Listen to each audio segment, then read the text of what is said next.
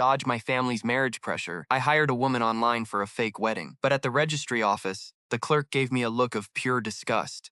You're already married. Are you trying to commit bigamy? Walking out of the Civil Affairs Bureau, I stared at the printout of the marriage certificate, stunned. The woman beside me scoffed, Mr. Fang, if you're already married, why pay me?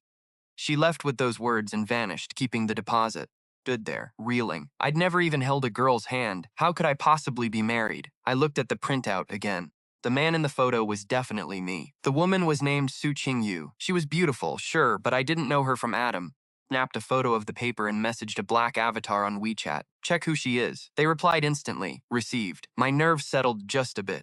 I hopped on my beat-up electric scooter and cruised into a luxury villa complex. As I parked in a corner, I heard the housekeepers gossiping behind me. Who's that? So handsome. Don't be silly. He's the illegitimate son the master won't acknowledge. His mom was a mistress. Back when the mistress was about to give birth, she showed up with a huge belly, forcing a confrontation. They ended up delivering on the same day. That old woman is shameless.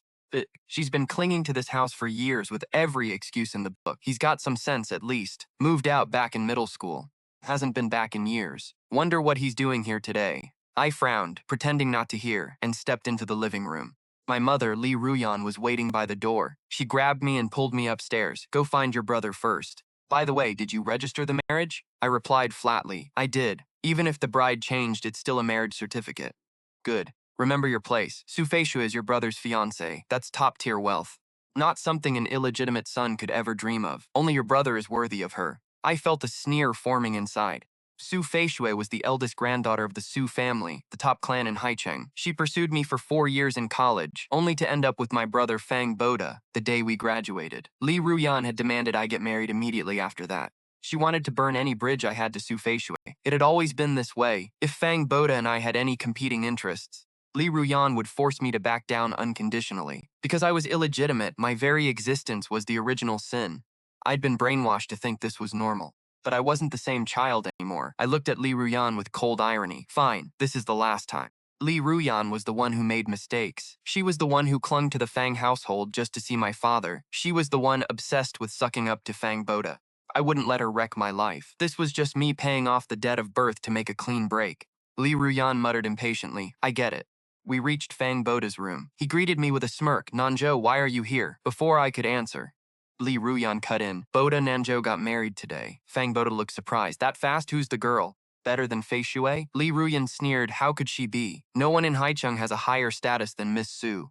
What kind of person could he find? She's probably just some street rat. He didn't even dare bring her here, afraid her poverty would stain your eyes. Fang Boda's voice dripped with jealousy. How? Nange is so handsome. That's why Feixue chased him for 4 years. Handsome? So what? With his status, only some bottom feeder would marry him. Miss Su probably just saw him as a toy to play with. Only you, Boda, are worthy of Miss Su. I frowned. The woman in the photo, her looks and aura didn't match the street rat description at all, but I didn't care to argue with such petty insults. Fang Boda finished adjusting his watch. He tried to put on his leather shoes, but his shirt was too tight to bend over comfortably. He gave me a thin smile. Seeing this, Ruyan shoved me. Useless thing. Why are you so oblivious? Your brother can't do it himself. Hurry up and put his shoes on. It was always like this. Did Ruyan really think I was still that ignorant little boy? The one who didn't know how to fight back when bullied. My eyes went cold. My voice was laced with impatience. You can put them on for him. Fang Nange, what's that attitude? You think your wings are fully grown just because you got married? That wife of yours is just a gold digger who'll end up begging the Fang family for scraps. Ruyan's voice rose to a shriek. If you don't stay in your brother's good graces, one day you and your wife will be crawling to him.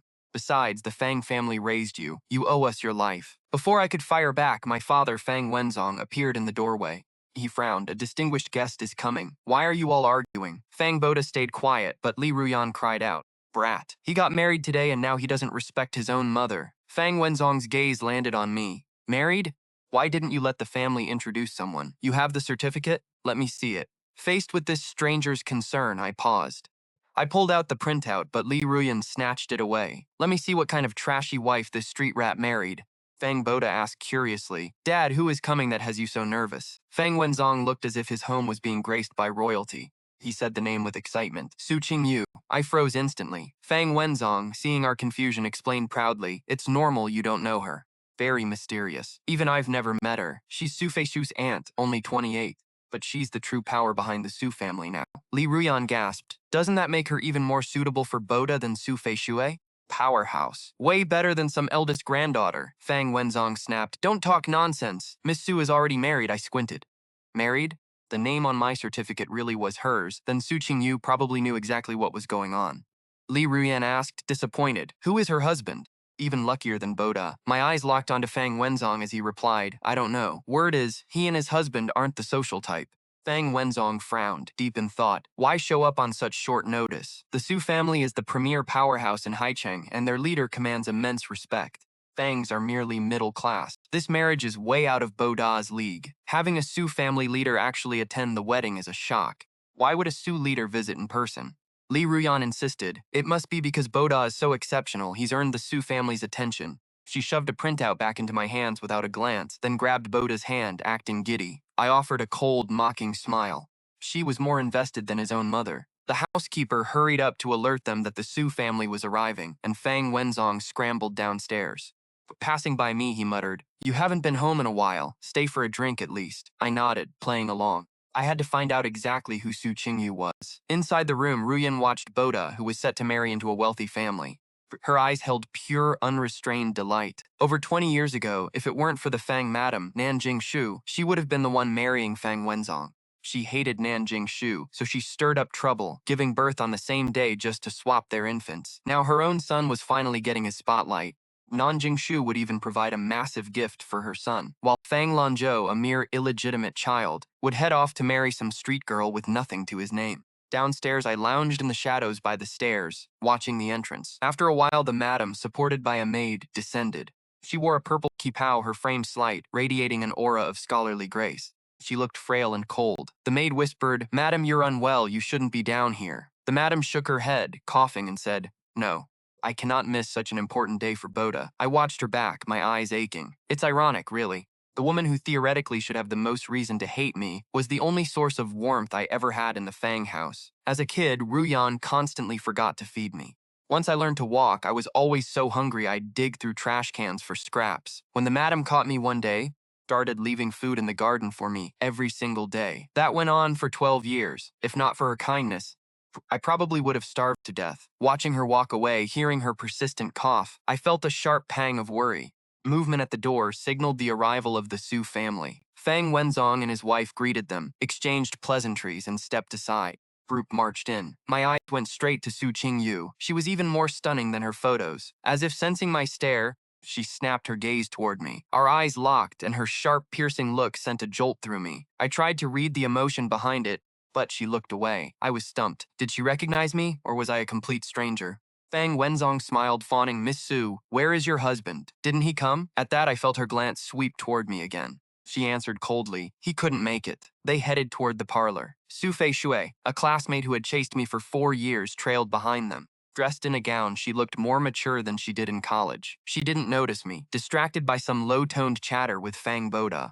The group ushered Su Qingyue into the seat of honor to discuss the wedding. I stepped out of the shadows, watching the bustling parlor. Suddenly, someone grabbed my arm. Ruyan hissed, Fang Lanzhou, what are you still doing here? Don't tell me you aren't over Su Feixue yet? She's your sister-in-law now. I shook off her hand. Relax, I've got no interest in being the third wheel. Fang Wenzong told me to stay for a drink. Ever since I turned 18, I'd called him Mr. Fang. Ruyan snapped, that was just polite talk, you fool.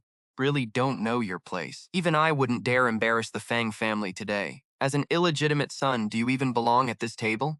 Get out right now. I frowned, impatient. Just as I was about to retort, I caught Su Qingyue standing up out of the corner of my eye. She tapped her phone and headed for the balcony, presumably for a call. My eyes lit up and I brushed off Ruyan to slip out.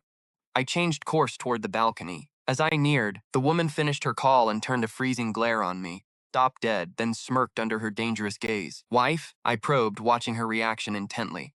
At the word, her coldness intensified. She didn't react with a flicker of emotion, just stared through me before turning to leave. I blocked her path. Su Qingyue frowned. Move. I pressed, you don't recognize me? She looked down at me from her height. Should I? Ever since entering the house, I'd felt a strange gaze trailing her. It was honest, unlike the disgusting, fawning stares of others. Su Qingyue had glanced at me a few times, and when I caught her, she didn't look away. She just kept watching me openly. I figured I wasn't like the other greedy men she'd met, but I didn't think I'd be bold enough. to walk up and call her wife. Su Qingyue looked annoyed. Sir, I am married. Please show some respect. I was stunned. She clearly didn't know me, yet claimed to be married. Was there a mistake at the Civil Affairs office? I asked. May I ask who your husband is? None of your business. Another cold, icy line. I pulled out the copy of our marriage certificate and held it up. Miss Su, the woman on this document is you, isn't it? Su Qingyue glanced at the paper, her eyes landing on the name of the groom, Nange. She sneered. Mr. Fang, copies aren't that expensive. If you're going to forge something, do a better job. With that, she left without returning to the parlor, rode from the small garden toward the parking lot. I chased after her, desperate to explain, but 2 bodyguards in black blocked my path. I stopped dead in my tracks, shouted at her, retreating back. Miss Su, this certificate is real. If you don't believe me, go check with the Civil Affairs Bureau. Su Qingyue didn't even slow down. She drove off, leaving her personal assistant behind to return to the living room. He ran straight into Fang Boda, who had witnessed me harassing Su Qingyue but hadn't caught a word of the exchange. Seeing her leave, I sped off on my electric scooter. Fang Boda immediately demanded to know why she had left. Someone offend her? The assistant smiled thinly. Miss Su had business to attend to. She had to go. Please tell your elders for us, Mr. Fang. Fang Boda nodded eagerly, ushering the assistant out with practiced courtesy. Once they were gone, Fang Wenzong paced anxiously. Why did she leave? Did we slight her in any way? Fang Boda recalled how distracted Su Feixue had seemed earlier, eyes scanning the crowd as if searching for someone. Then he thought of my handsome face. He clenched his fists, eyes flickering with malice as he concocted a story. I saw Miss Su being harassed by that guy from Nange. She left furious. She even left a message. What message? She told you to discipline your family members properly. Fang Boda continued. If we let him act like this, won't the Su family think we have no upbringing? Fang Wenzong's face turned deathly pale. I had just exited the villa area on my scooter and immediately lost her. Just as I was feeling frustrated, my phone rang. A girl's voice came over the line. Boss, I found the info on Su Qingyue. She's the second daughter of the Su family head. Rumor has it she's ruthless and cold-blooded. She was sent abroad as a child. Everyone assumed the eldest son, Su Feishue's father, would inherit, but out of nowhere she returned last week. Using some brutal tactics, she forced the old man out and seized control of the Su group. I'll look into her schedule and contacts. I'll find her after that. I hung up and rubbed my temples. This was getting complicated. A woman of her status, protected by bodyguards everywhere, wasn't easy to reach. I shouldn't have been so impulsive, calling her wife and scaring her off. I sighed and started up my beat-up scooter, drifting slowly toward home. Leaving the glitz of the city's center, I arrived at the suburban shantytown. When I moved out of the Fang house in junior high, I didn't have much money, so I rented this old place. I eventually got used to it and never bothered to move. Just as I was turning the corner toward home, an elderly woman, maybe 80 or 90, darted out from the side. I slammed on the brakes, narrowly avoiding a collision. I thought it was a scam, but something felt off. The old woman looked frail, but her clothes were high quality and well-tailored. She didn't look like an ordinary person. Hanging around her neck was a tag with a phone number and a note. If lost, please call this number. Reward guaranteed. Alzheimer's. I wondered whose grandmother this was. I pulled out my phone and dialed the number on the tag. Suddenly, the dazed woman snapped to life, grabbing my wrist. Her cloudy eyes cleared. Grandson-in-law, my mouth twitched. I'd been single for 22 years. How did I suddenly get a wife?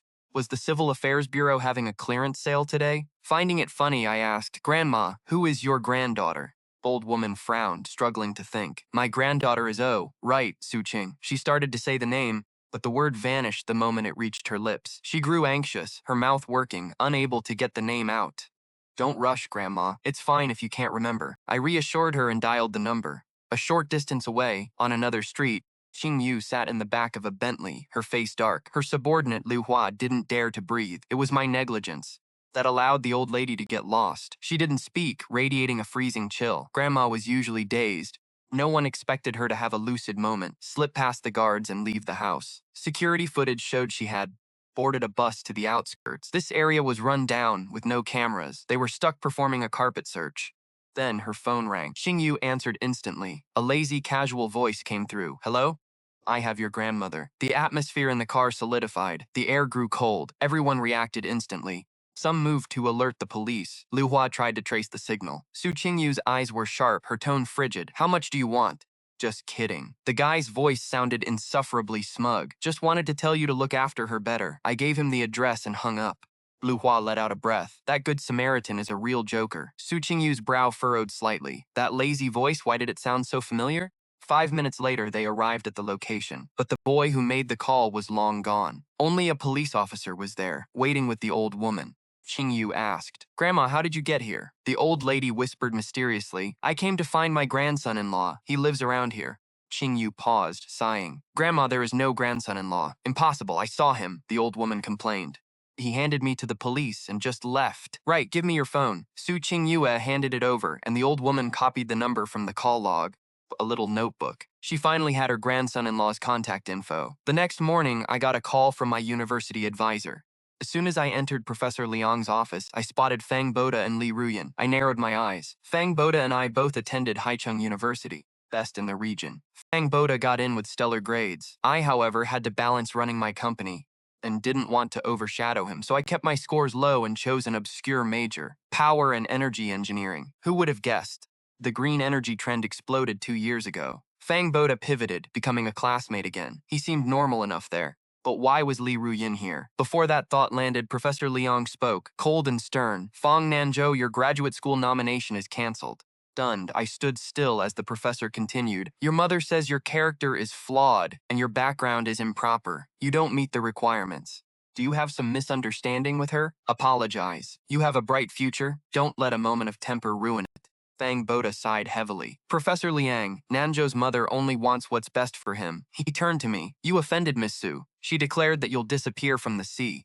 It took a moment for it to click. Miss Su meant Su Qingyue, but I had only spoken to her twice, and she didn't seem angry when she left yesterday.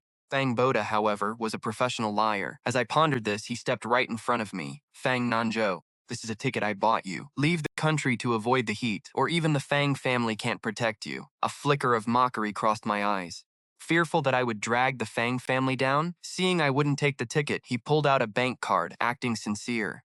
"Worried about money? Here is 50,000 yuan. It's my personal contribution to your living expenses. Take it for now. I'll send more once I get my allowance." 50,000 for the heir to the Fang family? It was laughable. Li Ruyan stepped in then. She snatched the card from Fang Boda. "Boda, what are you doing? The Fang family buying him a ticket is already more than enough." She commanded me, "Pack your things and leave. I already processed your withdrawal from school." I stared at her coldly. "By what right do you decide for me? Because I am your mother. Besides, with your grades, you'd barely graduate. Better to go find a job now." Professor Liang immediately argued, "Nanzhou's mother, you are mistaken. During his time here, Li Ruyan cut him off flatly. Professor, don't defend him. I know exactly what he is. He only wanted grad school because Boda did. Look at himself. What does he think he is? What right does he have to compare himself to Boda?" Professor Liang stammered, then glanced over at Fang Boda. "I recall you weren't nominated, nor did you take the entrance exam." Fang Boda smiled humbly. "I chose the special admission route. If a mentor values a student, private special admission is allowed, provided it's a renowned professor." When asked for a name, Fang Boda grew modest. Dr. Nan. His clean fuel research succeeded, earned a patent, and he was granted the doctoral title. Looked at him, stunned. "Dr. Nan, I didn't know I was supposed to be a special admission student for Fang Boda." Professor Liang gasped. "You know Dr. Nan?" Fang Boda smiled. "It was fate. My mother funded Dr. Nan's studies. Once he succeeded, he found our family and called my mother his savior. Has provided technical support for our company for years. He won't refuse any request I make." I arched a brow. Back when I was a child, I depended on Madame Fang's support to grow up. Having gained power, I contacted her under the name Dr. Nan. To have a reason to repay her for raising me, I fabricated the student funding story. Over the years, whenever her company had technical issues, I helped for free. But claiming he was at my beck and call? That was a massive exaggeration. Professor Lang, however, bought it. "Where does Dr. Nan teach?" Fang Boda replied, "I promised. The dean will invite Dr. Nan to teach here." Professor Liang was thrilled, then turned to me. "Nanzhou, your research direction matches Dr. Nan's. I'll introduce you. If Dr. Nan puts in a good word, maybe you still have a chance." Fang Boda feigned worry. "Professor Liang, that wise? The Zhu family is the richest in Haicheng. They provide huge research funding to our school every year." Professor Liang waved it off. "Dr. Nan is in high demand. I heard prestigious universities abroad have already sent him offers. Many companies want to invest in him. If he steps forward, the school will definitely choose him." Fang Boda sighed. "But Dr. Nan does it for my mother. If it were me, he would help without hesitation. But Nanzhou is my father's illegitimate son, and our positions are opposed." "Nanzhou, should I ask Dr. Nan for you?" I refused coldly. Fang Boda looked like a pathetic clown to me now. I curled my lip and told Professor Liang, "Professor, you know I never wanted grad school." Professor Liang stood frozen, full of regret. He was the one who discovered my talent and insisted I join the graduate program. I didn't expect things to go this far. His eyes grew red. Then I'll write you a job recommendation. Li Ruyan sneered. Don't waste your time. You offended Miss Su and think you'll find work in Haicheng? In your dreams. Professor Liang was furious. I don't believe anyone can dominate Haicheng. If you can't find a job, come be my teaching assistant. A warmth flooded my chest. I explained, Professor, it's just a misunderstanding between me and Miss Su. It will be cleared up. Don't worry about it. Fang Boda clenched his fists. He couldn't understand why the professor favored a mediocre Fang Nange over an honor student. Anger boiled inside him. He turned to Li Ruyan Nange. Are you still going to harass Miss Su? She is married. This is really not right. Li Ruyan flew into a rage. She slapped me across the face. I looked at her, stunned that she would dare strike me in front of Professor Liang. Li Ruyan felt no shame, pointing at my nose. It's been a few years, but it seems you've forgotten the family rules. Apologize to your brother immediately. Promise you will never see the Su family again. The warmth in my eyes faded into absolute cold. It seemed the last time I spoke, she hadn't taken it to heart. Really think he could still push him around like that ignorant boy who bowed to Fang Boda?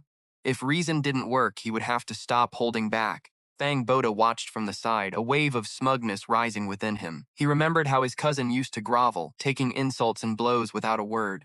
But after moving out, he'd bumped into him at university. He still wore that pathetic, poverty-stricken smile, yet he actually dared to stand tall. Had it really been so long since a beating that he'd forgotten his place?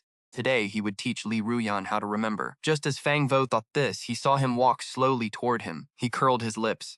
Expecting an apology, he was caught off guard when he suddenly looked up and drove a fist straight into his face. Fang Boda's head spun. Stunned by the sudden blow, Li Ruyan roared as she rushed over. Fang Nanzhou, how dare you hit him? He turned his head coldly. Bloodthirsty, murderous aura radiated from him. Li Ruyan froze in her tracks. What are you doing? You ungrateful wolf. I'm your mother. Are you really going to raise a hand against me? He spoke in an icy tone, enunciating every word. Since you refuse to be a mother, don't blame me for not acting like a son. Stop sticking your nose into my life. If you try anything against me again, I will make sure Fang Boda pays double for it. He withdrew his gaze, bowed deeply to Professor Liang, thanking him for his care over the last 4 years and promising to return once his affairs were settled. Leaving those words behind, he turned and walked away without hesitation. It wasn't until his figure vanished from the room that Li Ruyan slowly came to her senses. Just as he stepped out of the school gate, his contact, Jiwei, called. Boss, I've figured it out. I finally understand why Su Qingyue claims to be married yet has no idea who you are. Fu family seemed glorious on the surface, but for years, the internal fighting had been brutal. The grandfather favored the eldest son's family and wanted to hand the empire to that branch. As the youngest daughter, Su Qingyue had been suppressed for years. A few years ago, her grandfather picked out several unreliable men for her, intent on a forced marriage. Brute. It turned into a massive standoff, and the situation only cooled once Su Qingyue claimed she had already registered her marriage to a man from an ordinary background. Jiwei added that this husband was quite the character. He had never appeared in public and never attended any of the Su family banquets. In short, there was only one truth. Gigi drew out the suspense, selling it hard, but before he could finish, he had already realized the answer. Did you find his itinerary and contact info? Jiu was choked up. I'll send over his schedule for the next few days in a bit. You couldn't find his private number, could you? Doesn't matter, I'll track him down myself. People of Su Qingyue's status kept their personal lines strictly confidential. It was only natural that he couldn't find it. Jiu immediately gossiped. He's surrounded by bodyguards. Not easy to get close to. Are you planning to use force? Maybe keep it low profile for now. He curled his lips into a rogue grin. Outside the Dushi Group headquarters, he straightened his courier uniform. Carrying a parcel, he walked inside and said to the front desk, "This is for Miss Su. It requires her personal signature." After the receptionist called the secretary's office, they finally allowed him upstairs. He reached the 88th floor, and as the elevator doors opened, the vast open-plan office came into view. Over 100 people worked here, all serving Su Qingyue alone. Following the secretary who had come to fetch him, he arrived at the president's office. He knocked on the door. A melodic voice drifted out. "Come in." Just as he thought he was about to meet Su Qingyue, a figure suddenly blocked his path. Secretary Lu glared at him, scanning him up and down. "Mr. Fang, why are you here?" Lu's expression was grim. He still remembered. Yesterday, he'd harassed Su Qingyue at the Fang family home. She hadn't bothered with him then, yet today he had the audacity to dress as a courier to keep pestering her. He waved for 2 bodyguards. "What's going on? Since when do any stray dogs get to walk onto the top floor without verification?" Kick him out, right now. His expression didn't change. What is the meaning of this? Does the Su group look down on couriers? Lu sneered. Trying to turn the tables, huh? We respect every profession, but are you even a real courier? Do you have a courier's work ID? Just as Lu finished, an ID card was held up right in front of him. He smiled, half amused. He actually had one. Lu's face stiffened, then he scoffed. You probably just registered today, didn't you? The ID was flipped open. Showed a registration date from 8 years ago. Lu was stunned. 8 years ago? You were working as a courier to fund your studies? You expect me to buy that? Spoke in a lazy drawl, calling toward the door. Miss Su, can you cooperate with my delivery now? A beautiful voice sounded from inside. Let him in. He shot Lu a provocative look and, seeing him about to explode, walked past him into the office. Qingyue's office was minimalist and cold, black, white, and gray tones that left the room without a hint of warmth. She finished signing her documents, and only then did she look up, her shimmering eyes giving away nothing. He pointed to the shipping label. Miss Su, sign here. Her gaze lingered on him for a second before she took the pen to sign. That was when he dropped the bombshell. Miss Su, you aren't actually married, are you? The woman's pen paused. She looked up, her icy gaze locking onto him. He knew he had guessed right. When registering at the Civil Affairs Bureau, information had to be filled out by hand. It wouldn't have been a mistake. Su Qingyue claimed to be married to the world, yet she didn't know who he was at all. After Jiyue's investigation, the only possible truth was this. Su Qingyue had invented a fake husband to deal with the pressure of her family's arranged marriages. She had never actually been to the Civil Affairs Bureau, which is why she didn't know they were officially married. He said seriously, Miss Su, I know this sounds unbelievable, but we really are married. Su Qingyue sat gracefully, a hint of playfulness crossing her face. Mr. Fang, don't waste your energy. Even if I weren't married, I wouldn't marry you just to spite Su Feixue. He froze. She knew about his history with Su Feixue. She thought he was seeking her out for revenge, which was why she wouldn't believe a word he said. He hurried to explain, I'm not here because of Su Feixue. I'm here because I want a divorce. I have zero interest in your drama. Su Qingyue cut me off, scribbling her signature before shoving the receipt my way. Don't bother me again. Or what? Don't blame me if things get ugly. I felt the heat rising too. Haven't you already made things ugly? You're the one who threatened to wipe me off the map in Haicheng. Su Qingyue narrowed her eyes. Since when? Before she could finish it, her phone rang with a custom ringtone. It was her grandmother. She answered instantly, only to hear the nurse's panicked voice on the other end. Miss Su, the old lady is missing again. Su Qingyue hurried out, clearly frantic. Tried to follow to settle things, but was blocked by Lu. Mr. Fang, I suggest you let it go. I sighed as I was escorted out of the Su Group headquarters. Heading home at a leisurely pace, I glanced back just as I reached my door and saw the old woman from before, sneaking around. She was tiptoeing right behind me. I let out a helpless breath, but just as I opened my mouth to speak, the little old lady grabbed my wrist. Don't even think about ditching me, grandson-in-law. Inside my rental, she downed 3 glasses of water at the table. I frowned. Really, I'm not your grandson-in-law. She was stubborn. Hugging her cup, she gulped down another one. Knowing it was useless, I pulled out my phone and dialed the number from last time. It rang once before being picked up. Hello? The woman's voice felt strangely familiar. I started to speak, but the old lady snatched the phone away. Meanwhile, Su Qingyue and her team were scouring the area, keeping her cool on the surface. But internally, she was spiraling. Grandma didn't just have Alzheimer's. At 87, her organs were failing. She was in danger every second. The moment the phone connected, she picked up, only to hear her grandmother's booming voice. Stop trying to find me, you brat. I'm with my grandson-in-law. The number belonged to that boy from before. So Grandma was with him again. Su Qingyue's face darkened. Where are you? None of your business. If just because you won't tell me, I can't find you? Don't you dare come after me, and don't send anyone to track me. Su Qingyue clawed at her hair, shielding the receiver. She whispered to the doctor, asking about her condition. Can we force her back? The doctor shook his head, replying in a low voice. She can't handle any stress right now. It's best to follow her lead. And that boy doesn't seem like a bad person. Su Qingyue looked defeated. She coaxed the phone again. Grandma, I need to bring your medicine. Don't bother, I have it with me. Rest easy, dear. Just behave while I bring your grandson-in-law home. With that, the old lady hung up. She handed the phone back to me, looking smug. Grandson-in-law taken care of. I was speechless. What kind of reckless family hands off a grandmother to a stranger? I was about to call back when my WeChat pinged a contact request. Message grandmother's granddaughter. I accepted. She messaged immediately. Please look after my grandmother for a while. Her health is poor and she can't be agitated. Off, typing a cold reply on my phone. Inconvenient. This isn't a charity. Before I could even finish, I heard a clatter from the kitchen. I rushed over to find the old lady boiling eggs. Hungry? Just eggs won't cut it. The little old lady turned back, her wrinkled face glowing with a kind smile. Grandson-in-law, put these eggs on your face. It'll bring down the swelling. I froze. Perhaps I hadn't realized it, but after being struck by my own mother today, I might have acted indifferent, but I was still wrapped in a layer of thin ice. That ice separated me from the world. At this moment, the old woman's words melted that chill, warming my head. I looked down at my phone and saw a flash of orange on the granddaughter's chat screen. I had received a transfer of 300,000 yuan with a note, weekly living expenses. Not enough, just ask. I looked at my draft, then re-edited my message. Fine. I couldn't understand why I was suddenly meddling in other people's affairs.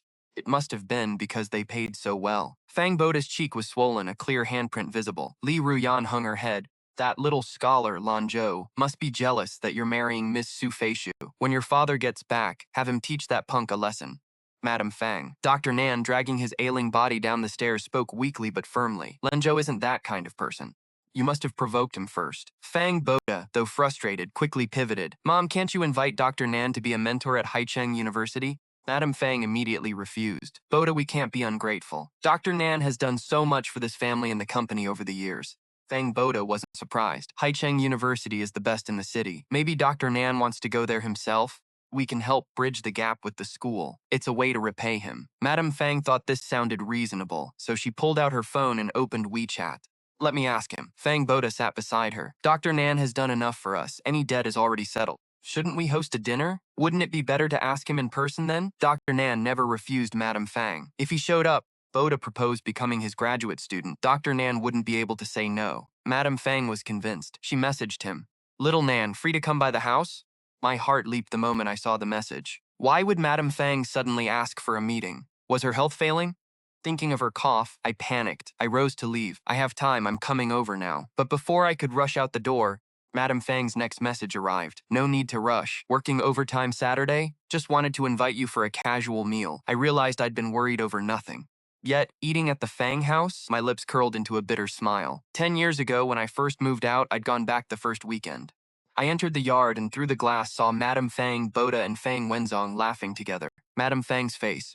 It was a radiant smile I had never seen before. Ruyan said, see that? Without you in the picture, they are a real family. If you truly care for Madam Fang, stop bothering her. I eventually slipped away, but every year on her birthday, I leave a small gift at her door. After all this time, it was finally time to meet. I replied, I should be the one hosting you. Saturday 6 p.m. Don't be late. I sent over a restaurant location. Madam Fang agreed happily. Visiting the Fang house would only trigger unnecessary drama, so meeting outside would be better, a chance to talk quietly and check on her health. I closed the chat window and saw messages from her granddaughter about taking care of the old lady. Seeing that, I quietly stepped into the guest room and recorded a short video for her. Nearby, 2 fully equipped vans sat quietly on the street. Su Qingyue sat on the sofa, working on her laptop.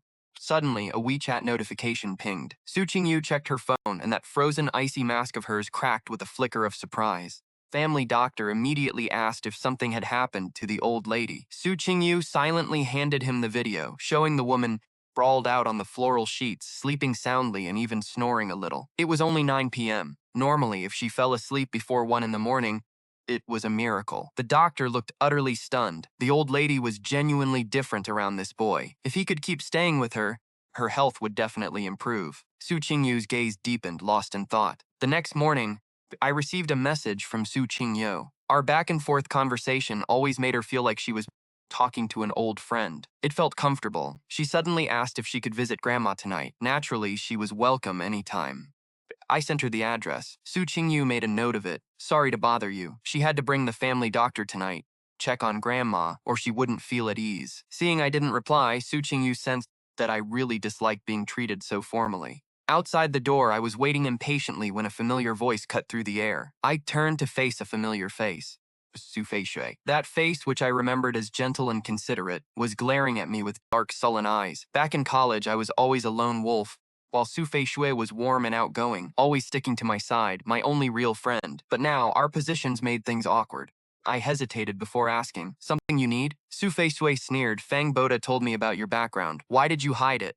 I've hated illegitimate children my whole life, yet I spent 4 years chasing someone like you like a fool. Is it fun? My heart felt like it was being squeezed by a giant hand. Her parents had a rocky marriage. Apparently, there was an illegitimate child involved. Fang Boda's casual reveal of my identity shattered 4 years of friendship in an instant. I stepped back to distance myself, but Su Feixue stepped forward, demanding, "Don't you have anything to explain to me?" "Explain what?" "Explain why I'm a bastard, or why I chose to be born from Li Ruyan's womb." I gave a mocking laugh, cut myself off, and turned to leave. People on different paths don't make for friends. If she looked down on my origins, then we weren't meant to be friends anyway. My resolve seemed to annoy Su Feixue. As I walked away, a sudden panic flared in her eyes. Without thinking, she grabbed my wrist. "You aren't going anywhere!" I looked back. "Anything else?" Su Feixue's face tightened. She hated my cold, indifferent expression. It made her blood boil, mixed with a strange, inexplicable sense of grievance. She was the one who let go first, so why did it feel like she was the one being abandoned? While she thought this, she let out a mocking laugh. "Still working part-time? Guess you haven't found a real job yet. How about being my personal assistant?" I pulled away, offering a cold refusal. "I'm afraid I'm not qualified." Su Feixue persisted. "You don't have to do much. I have an apartment near the office. Just live there and manage my daily life. Is 50,000 a month enough?" My eyes went cold instantly. "You want me to be your mistress?" Su Feixue giggled. "You're definitely qualified for that. Since your mom was a mistress, it's in your blood, right? Family legacy, I'm sure you're a natural." At that, I shoved her to the ground and glared at her, ice cold. "That's enough." She stood up, not angry but smiling, her eyes fanatical. "Fang Nange, believe me, you'll end up being someone's plaything anyway. Since that's the case, why not choose me? I can at least be gentle for the sake of our college days. I'll give you time to think it over. Change your mind, come find me." With that, Su Feixue left. I gave a self-deprecating laugh, turned around, and suddenly saw Su Qingyue standing at the doorway of the private room. Su Qingyue disliked socializing and was looking for an excuse to leave with Lu Hua. She never expected that, right outside the door, she would witness that entire scene in the hallway. Her gaze was deep, unreadable. Lu Hua, meanwhile, clicked his tongue at me. "So that's why you never got a stable job after graduation, just working a bunch of part-time gigs. It was Su Feixue pushing you into a corner all along." Stared, speechless. Lu Hua sighed. "So that time you were pestering the boss, it was just out of desperation. After all, in Haicheng, hardly anyone dares to cross the Su family." I narrowed my eyes but didn't bother arguing. It had been 2 days, and this was the first time we were talking calmly. Lu Hua couldn't help but say to the boss, "Maybe we should help him out? It's pretty pathetic." I felt a flicker of hope. "Right, please. Help a poor kid out. I've got a divorce to finalize at the Civil Affairs office, and the kid's company is waiting to go public." But just as I thought that, I heard Su Qingyue coldly say, "Why would I offend Su Feixue for the sake of someone so irrelevant?" Strode right past me. Pathetic boy? The eyes she saw on me were filled with nothing but uncontrollable cunning and delight. Pity? Hardly. It's pathetic. Besides, tracking his personal schedule proves I've got ways and means. The hallway went quiet. I stood there thinking Su Qingyue was cold-blooded, but he had an elderly relative. Couldn't keep lurking outside. I'd find him tomorrow. Su Qingyue arrived at the old suburb complex on time. Carrying fruit, he found the unit from WeChat. He knocked, and a familiar voice called out immediately. "Coming." The door opened. Su Qingyue checked on the grandmother, who looked healthy enough. He scanned the room. 60 square meters, 2 bedrooms, but tidy and warm. Wait, water was running in the bathroom. Was he in there? Qingyue jerked his gaze back, clearly uneasy. The family doctor trailed behind, but Su Qingyue blocked him. "Give me the equipment. Wait in the car." Su Qingyue took her vitals, blood pressure, heart rate in seconds. Maybe she slept well. Everything looked perfect. The old lady bragged, "My granddaughter's husband takes such great care of me. Seeing is believing." Su Qingyue finally relaxed. He glanced toward the bathroom again before packing his gear. "Since you're fine, I'm heading out." The grandmother blinked. "Not staying for dinner? He's a great cook." Su Qingyue shook his head. "Not convenient." "Keep this here," she insisted. The old lady's eyes darted. "He won't know how to use it, and I don't want Dr. Fang here. I want you to check on me every day. If your granddaughter comes by daily, you'll see her husband, right? You two can build a connection and end this separation." She was already dreaming of a great-grandchild. Su Qingyue started to object. Bathroom water suddenly stopped. He jumped up, grabbed his medical kit, and rushed out. "I'm leaving. Come back tomorrow." The second the door clicked shut, I stepped out, dressed. "Your granddaughter? She left? Why'd she say it wasn't convenient?" "Just too stiff, always wearing that sour face." "Grandson-in-law, is that why you don't like him?" "Everything can change. You're not my grandson-in-law." "Yes, I am," I sighed. This past week, she'd been so kind. She gave in on everything except this. Days later, she suddenly wanted to go home for clothes. I messaged the granddaughter for the address, but my jaw dropped at the location. Manor number 1. Was this the Su estate? 3,000 acres, and the Su family held 2,000. It was High City's most elite neighborhood. I'd assumed she lived in a small villa. I hadn't dared guess it was the Su family. But standing there staring up at those antique gates with the intricate, imposing metalwork, Grandma, this is your house? The old lady looked around, eyes a bit dazed. Grandson-in-law, I don't remember.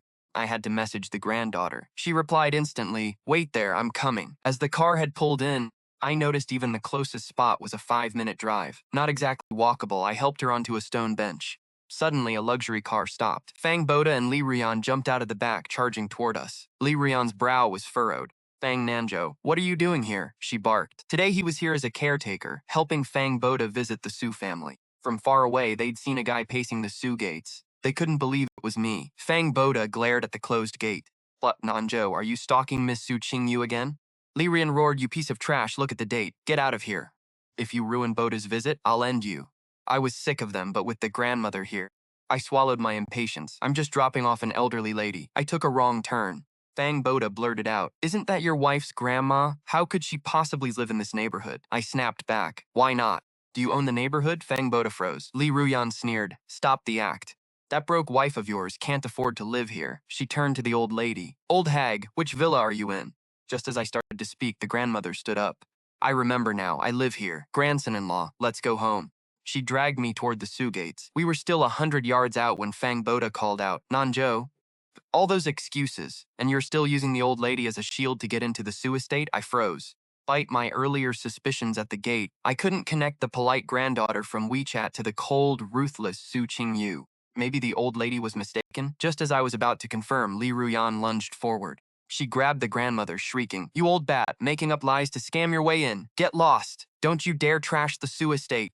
I panicked, shielding the old lady with one arm and shoving Li Ruyan away with the other. What are you doing? At her age, the grandmother couldn't handle a shove like that. Li Ruyan stumbled back, finally steadying herself. She immediately screamed, you ungrateful wretch. Hitting your own mother for an old crone? I'm calling the police. You're heartless. I ignored her, turning to the grandmother. She'd never been screamed at like this before. She was trembling violently. Hands clutched her chest. She couldn't stop the shaking, and she collapsed straight to the ground. I grabbed him, frantically digging into his pockets for his emergency heart medication. The bottle was empty. My pupils contracted. The old man was in bad shape. CPR wasn't an option unless it was a last resort. He needed medicine. I whipped my head toward the main gate. The Su family had to have medicine. Even if the old lady wasn't a Su herself, she was their neighbor. They wouldn't just watch her die. Scooped her up. Don't be afraid, Grandma. I'm taking you to get help. Fang Boda grabbed my arm, forcing me to stop. Fang Nanjo, don't do this. The Su family won't let you in. He glanced at the frail old woman, his expression darkening. She really didn't look good. She looked like she was truly fading. If she passed away here, Fang Nanjo's wife would surely hate him. I felt like I was losing my mind. Boiling with rage, I kicked him to the ground, but then my legs were suddenly gripped. Li Ruyan sat there on the floor. She clung to me with everything she had, completely losing her dignity. You think you're the only ones who can pull a stunt like this? I can too. I'm dying too. My own son is beating me to death. I'd rather die today than let that old hag scam the Su family. My whole body trembled with fury, but I had to be careful with the grandmother in my arms. I couldn't break free. Just then a black Bentley pulled up. Su Qingyue stepped out and demanded, what is going on here? Fang Boda rushed to explain, Miss Su, it's Nanjo. He's trying to bring a dying old woman here to scam the Su family. I tried to stop him, but I couldn't. I turned slowly at his words. Seeing the person in my arms, Su Qingyue's pupils dilated in shock. Strode toward us. On the surface, he looked calm, but inside, he was frantic. Grandma was the person he cared about most in the world. Her health had been failing for years, and the family doctor had warned that she might not make it through the year. He couldn't lose her. I saw him approaching and guessed his thoughts, but there was no time for that. I blurted out, the old lady is having a heart attack. Her medication ran out. If she gets medicine now, she'll be fine. Su Qingyue pursed his lips, took Grandma from my arms, and rushed into the Su estate without looking back. Couldn't follow because Li Ruyan was still gripping my legs. Fang Boda watched Su Qingyue's retreating figure, a sudden sharp wave of unease washing over him. Was that really the Su family matriarch? How could the Su matriarch be with Fang Nanjo? She was the grandmother of Fang Nanjo's wife. Li Ruyan let go and stood up, dusting herself off. Miss Su was so nervous, probably because she's afraid of a real tragedy happening. If that happens, the Su family will be accused of letting her die. That wouldn't look good. She glared at me. Isn't that exactly what you're counting on? That's why you're charging at the Su estate with that old hag, right? Fang Boda pondered, frowning. That made sense. After all, Fang Nanjo's hoodlum wife couldn't possibly be Su Qingyue. Definitely overthinking it. Just then, the Su gates opened and Su Feixue walked out. Fang Boda's eyes lit up. Feixue, you should have waited in the parking lot. Why come all the way to the gate? Feixue looked displeased. Fang Boda had messaged saying he was almost there, but he had so many gifts, he asked her to meet him. She'd been waiting at the parking lot for ages and finally just came out to check. Her eyes landed on me and she paused. Her impatience vanished, replaced by a forced, gentle expression as she turned to Fang Boda. It's your first time visiting, after all. I was worried you wouldn't find the way. Fang Boda rushed to her side, beaming. Feixue, you're so kind. Tentatively asked, is the Su Matriarch home? Su Feixue replied matter-of-factly, Grandma isn't well and is resting at home. She lives in her own courtyard and doesn't allow anyone to disturb her. Fang Boda breathed a sigh of relief. Feixue looked at me brazenly. She didn't miss a single flicker of expression on my face, searching for jealousy, envy, or fear. But my face was blank. I was so worried about Grandma that I didn't even notice the show of affection they were putting on.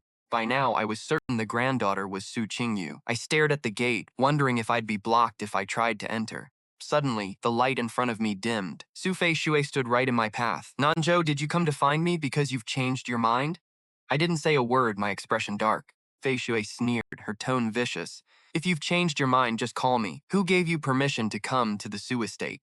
Do you really think a bastard like you belongs in the Su house? If you're so desperate to get in, I suppose. Before she could finish, Fang Boda interrupted. Feixue, you've got it wrong. Nange is just waiting for his wife's grandmother. Just had a heart attack, and Miss Su Qingyue took her inside for treatment. Feixue was stunned. Wife? What wife? Fang Boda leaned in. I haven't had a chance to tell you, but Nange got married. Feishue's expression dropped, her eyes reddening. She gritted her teeth. Fang Nange, who is that woman? She looked like a wife catching a cheating husband. I looked at her with biting sarcasm. Su Feixue, who I'm married to, has nothing to do with you.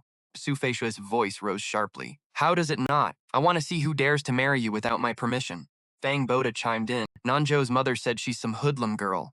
Feishue clenched her fists and spat. You're really stooping that low? A bastard and a hoodlum, a perfect match. Fang Boda continued to stir the pot. Nange must be frustrated, right? That's why he's always bothering Miss Su Qingyue. I laughed coldly. Fang Boda, you call yourself the young master of the Fang family, but is your brain just filled with trash? Fang Boda's face darkened. He clenched his fists and sighed. I know you're just trying to get back at me and Feixue. Su Qingyue and I are already engaged. You shouldn't be destroying other people's marriages. Su Feixue was furious hearing that. She had been waiting for my call for 2 days, thinking that if I apologized, she might forgive me. But it turned out I had already found someone else. She grew even angrier at the thought. So that's it. I was wondering why your wife's grandmother was at my house having an attack. It turns out you just came here to look for your little aunt. That hit a nerve. Fang Nange snapped. So that's it? You were just here to find your sister-in-law? Fang Nange, have you no shame? He was livid, pointing at the guard. Did you get a good look at this guy? Remember his face. Don't let him step foot in the Su house again. Fang Boda smirked, thinking Su Feixue still held enough sway here to enforce that. Just then, the Su family butler stepped out. His gaze swept over the crowd before landing on me. Mr. Fang Nange, Qingyue wants to see you inside. Fang Boda froze. Su Feixue looked stunned, and I just smirked. I shot a grin at the guard. So, can I go in now? The guard glanced nervously at Su Feixue, then opened the gate without another word. He knew who really ran the Su family. As we entered, Su Fui's group followed. Ruyan glared at me. Miss Su Qingyue? Bun, you're probably here to pick up your grandmother. Get her and get out. Don't go dirtying the Su family's carpets, you piece of trash. We entered the living room to find the Su matriarch sitting in the center. She glared at them. You terrible woman. Who are you calling trash? The old lady was dressed in fine clothes but looked frail. Su Qingyue sat coldly at her side. Ruyan stood rooted to the spot. Fang Boda's legs gave out, and he nearly collapsed if not for Su Feixue catching him. What's wrong? Fang Boda's hands were shaking. He had climbed his way into the Su family and needed to keep these elders happy at all costs. He defended the matriarch before even entering. He forced a bitter smile. Nange, why lie and tell us she was your wife's grandmother? You've made us look disrespectful. I felt the room's suspicious stares turn on me. Ruyan caught on too. You knew she had dementia and you tricked her? What do you take the Su family for? Get on your knees and apologize. My eyes chilled. So this was their plan to dump all the blame on me? Fang Boda tried to play the hero. Such a clever move. A teacup flew from the old lady's hand, splashing boiling tea all over Ruyan. She didn't dare scream scoundrel. The matriarch roared, He is my granddaughter's husband. Ruyan endured the burn. Ma'am, he tricked you. I'm certain his wife is just a street thug. Enough of this, a voice interrupted. Let's just ask the person involved. Su Feishue's mother spoke up. Qingyue, is he really your husband? I looked at Su Qingyue. Then came the answer I expected. No. A woman who repaid kindness with betrayal. I felt a surge of cold fury. Fang Boda looked relieved. Ruyan smirked. I told you this was all Fang Lanzhou's doing. I sneered, about to retort, when the woman spoke again. Grandmother mistook him for someone else, so I asked Mr. Fang to help take care of her. The room went dead silent. Nobody saw that coming. After a long pause, Fang Boda lowered his head. So that's it? Lanzhou, why not tell us the truth? We wouldn't have had this misunderstanding. Su Qingyue leaned back, her presence heavy. Mr. Fang Boda, hiding behind others and shirking responsibility, is that how the Fang family taught their son to behave? The matriarch caught on, bloated. Good. You think because my mind is failing I can't see your little tricks? You messed up and won't own it? Still trying to shift the blame? You two are truly shameless. The Su matriarch looked at Su Feixue. Break off the engagement. I don't recognize this great-grandson-in-law. Fang Boda shuddered. He couldn't lose this marriage after all his hard work. He looked at Su Feixue. But she was dazed. Her eyes locked on me, clearly still reeling from the shock that I was married. Fang Boda clenched his fists and walked over to her. Feixue, it's my fault. Don't worry, even if we cancel the marriage, I'll still get you that introduction. Feixue snapped back to reality. Fang Boda was going to introduce her to Dr. Nan, one of the leaders in the country's new energy project. She rushed to the matriarch. Great-grandmother, Fang Boda didn't know the truth. Please forgive him. Besides, the betrothal gifts have been exchanged. We can't back out now. The matriarch gave her a look. Do as you please. Old lady knew it was best not to interfere in the great-granddaughter's affairs, but Su Fei's mother wasn't done. Grandmother, did you forget the wedding gift? The matriarch drooped her eyelids. I'll have someone transfer 180,000 to Feixue. Her mother stiffened. But didn't you say you'd give them 2% of the shares so they'd have enough for their new life? There was one person with real money in the Su family. It was the matriarch. She came from a prominent Kyoto family. She held 20% of the Su family's shares. Her mother had been looking to squeeze her dry, and it was all agreed upon. But the old lady changed her mind. She looked at her with a smirk. I don't like this great-grandson-in-law, so no, I'm not giving it. Fang Boda went pale, feeling utterly humiliated. The Su family had plenty of gossip mongers. The whole city would know soon. It had been rejected by the matriarch. Reputation was everything in high society, and she had just trampled his pride into the dirt. Old lady didn't care. After dropping that, she grabbed me and led Su Qingyue off to her private courtyard. She made an excuse to leave, telling Su Qingyue to entertain her grandson-in-law properly, then hurried away. In a flash, it was just me and Su Qingyue in the courtyard. The night was dark, and as I stood there wondering how to start, Qingyue suddenly looked at me, her brow furrowed in disdain. You lack iron in your blood, you idiot. I didn't back down. I looked her straight in the eye. You foolish girl. Su Qingyue's face turned livid. To think her grandmother would reveal that much. This man was clearly playing a game. Perhaps his supposed kindness in taking the old woman in was just a cover for her accidentally letting her identity slip. Didn't look like a calculated move, but that man was too helpful. Maybe he only kept the grandmother around because she'd spilled the beans about who she really was. Shot back a sharp remark, keeping my focus. You said on WeChat you'd help me out. How about we head to the Civil Affairs office to check on our marriage status? Qingyue's expression darkened. She snapped, fine, let's go. If this isn't true, don't you ever use my grandmother to mess with me again. The little old woman poked her head through the window. You brat, are you bullying your grandson-in-law? Hearing that, Su Qingyue's face twitched. Dinner was simple. 4 dishes and a soup for the 3 of us. The old woman had no appetite, though. She put her chopsticks down after just a few bites. Grandson-in-law, I'm tired. Let's go home. Su Qingyue stepped in. Grandma, please don't stir things up. Just get some rest here tonight. Courtyard looked like a private nursing home, fully equipped with medical machines. The old woman gripped my hand, looking anxious. Can you stay here with me? I glanced at Su Qingyue, frowning. I wasn't thrilled about leaving the old woman either, but Su Qingyue already looked at me with such disdain, convinced I was just using her grandmother to get close to her. Qingyue wouldn't agree, of course. She stayed silent for a moment, then gave me a pointed look that said everything she wouldn't say out loud. She was only doing this for her grandmother. She wanted me to stop having any grand delusions. I twitched a smile. The old woman looked satisfied. Good. Wherever my grandson-in-law is, that's where I'll be. After dinner, I helped the old woman to her room. She seemed genuinely exhausted today, having dealt with another health scare. She drifted off to sleep the moment her head hit the pillow, but it was a restless slumber. I had no choice but to sit by the bed, keeping watch. Outside, the night air hung heavy. Qingyue looked grave. Doctor, what's going on with her? The family physician, who had a background in psychology, sighed. I don't know the full story. why the old lady has latched onto this boy so firmly, but I can guess why she's so terrified of him leaving. Doctor looked towards Su Qingyue. She likely senses she won't make it through the year. She's afraid that when she's gone, you'll have no one left to tether you. He is the only one she believes can stay by your side. Su Qingyue froze, her dark eyes swirling with emotions she couldn't contain. A long silence followed before she regained her composure. Standing in the moonlight, she looked ready to melt into the shadows. After a long while, she suddenly turned and marched toward the main house. Fang Boda was having a miserable time at dinner. He'd lost 2% of his shares, and Su Feishue's mother, Liu Meijin, was furious. She didn't hold back. Isn't Fang Nange the illegitimate son of your family? If he can suck up to the old lady, why can't you? Fang Boda bowed his head in apology. Mother, I'm just not as smooth-tongued as Nange. Liu Meijin sneered, I don't care how you do it. Get those shares back, or don't bother coming back to the Su house. Fang Boda was trapped. Once the meal finally ended, he rushed to make his excuses. But before he could leave, Su Qingyue returned, radiating an intense pressure. Her gaze swept over the leftovers on the table. Her face hardened further. Grandma didn't eat a thing tonight, and you were all here living it up? Hu Meijin didn't dare utter a sound. Feishue's father, Su Yanjie, furrowed his brow. Qingyu, why are you here? She didn't even acknowledge the older man. She looked straight at Fang Boda. Since the engagement hasn't been called off, he's still technically a member of the Su family, right? As a member. Follows our rules. Without another word, she signaled her guards. Two men stepped toward Fang Boda. Young Master Fang, please come with us. Fang Boda was stunned. Kneeling in the ancestral hall all night, he'd been pampered his whole life. He couldn't handle that. He looked to Su Feixue for help, but she didn't dare defy the head of the house. He took a shaky breath, realizing who really held the power here. Followed the guards. Before he left the room, he heard Su Feixue ask her aunt, what about Fang Nange?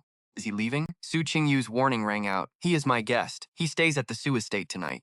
Fang Boda reached the hall. The guard said, Miss says since you aren't married yet, you don't enter the family shrine. Kneel outside. All cold, hard brick out there. Fang Boda tried to protest, but the guards just stood with their hands behind their backs, watching him with frozen expressions. It was October, and the night air bit deep. Fang Boda shivered, the cold sinking right into his aching knees. He wanted to cheat, to slack off. But those guards stood there like stone statues, watching his every move. They didn't say a word, but the silence was chillin'. Thinking about me tucked away in a warm, soft bed, Fang Boda gnashed his teeth in rage. He'd only be in the Su house for one night. He needed to stay a lifetime, and since he was meeting Dr. Nan soon, he had to play his cards perfectly. I woke up, the room now silent. Someone had draped a pink blanket over me, hardly fitting the decor of the old lady's room. I didn't think much of it, washed up and joined the grandmother and Su Qingyue for breakfast. A plate of fried sugar cake sat on the table, and the old lady reached for one immediately. Su Qingyue froze.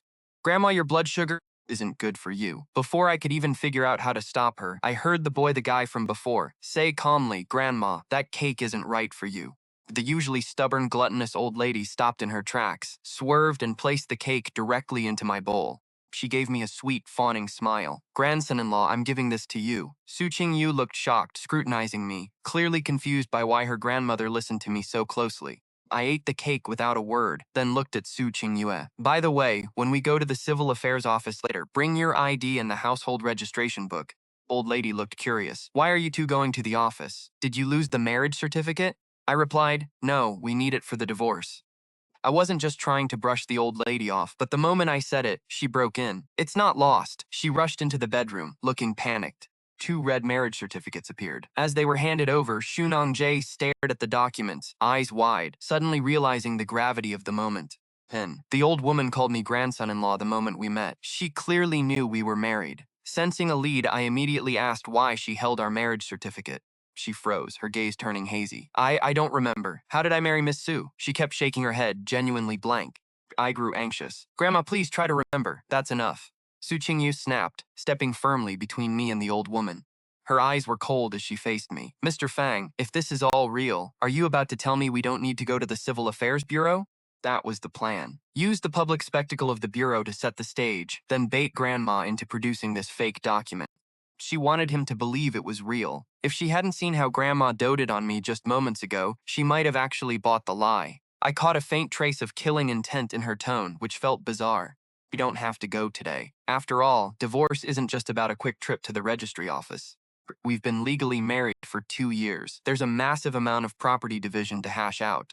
We need to sign a formal divorce agreement first. Fine. Su Qingyue watched me closely after speaking, but seeing the boy show no reaction, she simply added, as you wish. Was she a brilliant actress who refused to face reality, or was this certificate actually authentic? Su Qingyue suddenly felt uncertain. She grabbed the certificate and headed for the door. I'll wait in the parking lot. I gave the old woman a reassuring smile. As we reached the lot, we saw Ruyan tenderly supporting Fang Boda.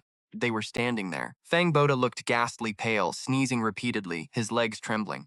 Upon seeing me, Ruyan's eyes lit up. Nange, she rushed over, cautiously bypassing Su Qingyue to reach me. You must help your brother. I raised an eyebrow. Why were these two here so early? Had they not left last night? I didn't say a word, but Ruyan kept rambling. Nange, you're just a bastard child, but the Fang family raised you despite your background. Even if you ignore merit, you should repay the effort. Your brother treated you so well. He even shared his schooling with you. He shared his clothes with you too. And you were so sickly at birth you almost didn't make it. Your mother had no milk, so you had to steal his just to survive. Fang family didn't even plan to keep us back then. They only took us in because you and your brother were born on the same day. Mistress and your father let us stay. You owe your brother everything. You have to treat him well for the rest of your life. I hadn't heard these tired lines in 10 years. Back then, the younger version of me believed those lies and slaved away for the Fang family. I was abused by Fang Boda at will. Looking back, it's just laughable. The Fangs did raise me, but parents are legally required to provide for their children. They hadn't, they would have been guilty of neglect. Yes, I went to school with Fang Boda, but only to carry his heavy backpack. I had to play the loyal sidekick. If Fang Boda coughed once, it was my fault for not caring for him, and Ruyan would beat me. I was forced to get the lowest grades in school so I wouldn't outshine him. As for the clothes, my parents never bought me any. I only wore Fang Boda's hand-me-downs, so they were always too short. The mistress once bought me new clothes, but Ruyan ripped them off me immediately to give to him. Fang Boda said I didn't deserve them. I couldn't look better than him. And as for being sickly, what baby wouldn't be weak after being starved for 4 or 5 days? My inner scorn deepened, but Ruyan missed it entirely. She finished her rant. Now that you're grown, it's finally time to repay the Fang family, Nange. Doesn't the old Madame Su listen to you? Go tell her to return those 2% of shares to your brother. I suddenly laughed. You're right. Ruyan beamed, her face brightening. She thought she had swayed me, but the boy's voice drifted back lightly. I'm just a lowly bastard. How could Madame Su possibly listen to me? Ruyan froze, wanting to say more, but I strode past her and climbed directly into Su Qingyue's car. Su Qingyue looked at the boy sitting in the back seat. She wanted to mention the driver hadn't arrived yet, but seeing Ruyan trying to chase us, Su Qingyue climbed into the driver's seat and slammed the doors shut. She leisurely buckled her seatbelt and started the car, pulling away. The black extended Bentley glided smoothly down the road. Through the rearview mirror, Su Qingyue saw the boy staring out the window, his handsome face calm. She looked away and kept driving. Whatever warning she had intended to give, she held back. The car soon reached the Civil Affairs Bureau. The moment we parked, Lu Hua's voice drifted through the window. Boss! The driver said you took the car yourself. I was terrified and followed the tracker. Is something wrong? Qingyue remained as laconic as ever. Lu Hua looked toward the bureau. Why are you here? Are you actually letting Fang Nange manipulate your mind? Don't worry. I told you he'll never get near you again. If he does, I'll live stream myself eating trash. Lu Hua's words were barely out when a lazy voice cut through, stiffened and looked back to see me smirking. Which account are you live streaming on, Lu Hua? The three of us entered and approached the service window. Lu Hua stepped forward first. Hello, can we register a marriage without the parties being present? The clerk frowned. Absolutely not. Did you hear that? Lu Hua sneered at me. Seeing the certificate in my hand, he mocked. You even prepared a fake? I'm calling the police right now. Report me for forgery and harassment then. Su Qingyue handed the certificate over. Please check if this is authentic. The clerk gave her a strange look, then took the certificate to query the database. Su Qingyue pursed her lips, suddenly feeling how ridiculous her actions were. She knew she wasn't married, yet she was drawn here, even skipping an important meeting. The clerk gave the answer quickly. This certificate is genuine. Qingyue was stunned. Lu Hua heard the clerk and blurted out, How is that possible? Is your database entry wrong? The clerk glared at him. Watch your mouth. Marriage is a serious matter. Both parties have to verify their identities and sign a guarantee. At the mention of the guarantee, I quickly spoke up. Can we take a look at our guarantee? Could you please grab the paperwork? I asked the staffer as Lu Hua chimed in. The two exchanged a glance before immediately looking away. The staffer sighed and stood up. You two are quite the pair. Fine, I'll go find it for you. He returned shortly, carrying our registration files. He pulled out the guarantee and handed it to us. I saw the handwriting was definitely my own. Lu Hua blurted out from the side, "Boss, that's actually your handwriting." I pondered for a moment, then scanned the security cameras. "Excuse me, could we see the footage from the day we registered?" Sorry, we only keep the recordings for 6 months. The staffer then insisted that a marriage certificate is only issued if both parties are present. He claimed their office never makes mistakes. The three of us finally walked out of the Civil Affairs Bureau, looking a bit dazed. Lu Hua stood at the entrance and muttered, "Boss." "What now?" Su Qingyue's eyes darkened, and I raised an eyebrow. "Divorce." We both said it at the same time. Lu Hua blinked, then asked, "So should we talk about terms now? I can have a lawyer contact you." "Talk to my lawyer." Su Qingyue and I said it in unison again. We both glared at each other, stunned. I finally suggested, "How about we each have our lawyers draft an agreement? We'll review them, and if there are issues, they can negotiate." Lu Hua scoffed, "With you? You can even afford a lawyer?" Su Qingyue just nodded in agreement. I ignored Lu Hua and pulled out my phone. "Miss Su, let's add each other on WeChat to keep in touch." Su Qingyue paused, then pulled out her phone with a strange look. She opened her QR code. I scanned it, and a chat window popped up on my phone with her contact name saved as Silly Granddaughter. Face went dark instantly. I was also shocked. I'd completely forgotten we already had each other added. Facing her icy glare, I coughed. The nickname was just something I added at random. I quickly hid my phone and changed Silly Granddaughter to Silly Girl. I left with a simple "see you around" and hailed a taxi. Watching me leave, Lu Hua looked at Su Qingyue confused. "Boss, are you two actually married? You were so in sync back there." Su Qingyue glared at him. "Find the best divorce lawyer. Draft an agreement. Protect my external assets." Lu Hua stood up straight and agreed immediately. As he finished, he suddenly realized something. "I get it now. This marriage business must be his doing. Since he couldn't win your heart, he's decided to take your money. No wonder he could afford a lawyer. He's looking for a payday. Even if he only gets a sliver, the legal fees alone are worth it." Lu Hua was grinding his teeth. "Don't worry, boss. I won't let him take a single cent." Meanwhile, in the taxi, I was calling Gua. "Find the best divorce lawyer. He absolutely cannot touch a single penny of mine." "No problem." Ga chimed in, gossip in her voice. "Boss, what is actually going on with this marriage? Neither you nor Su Qingyu remembers it? Did you both get amnesia? This isn't a soap opera." I thought she was joking, but she sounded genuinely curious.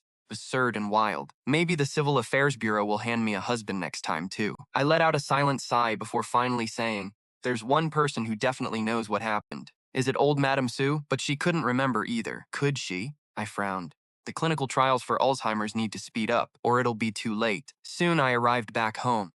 I unlocked the door, walked into my familiar apartment, and felt like this small 2-bedroom place suddenly seemed empty. Just then, the little old lady walked in from the hallway, dragging a suitcase. "Grandson-in-law, you're home. I've been waiting a long time."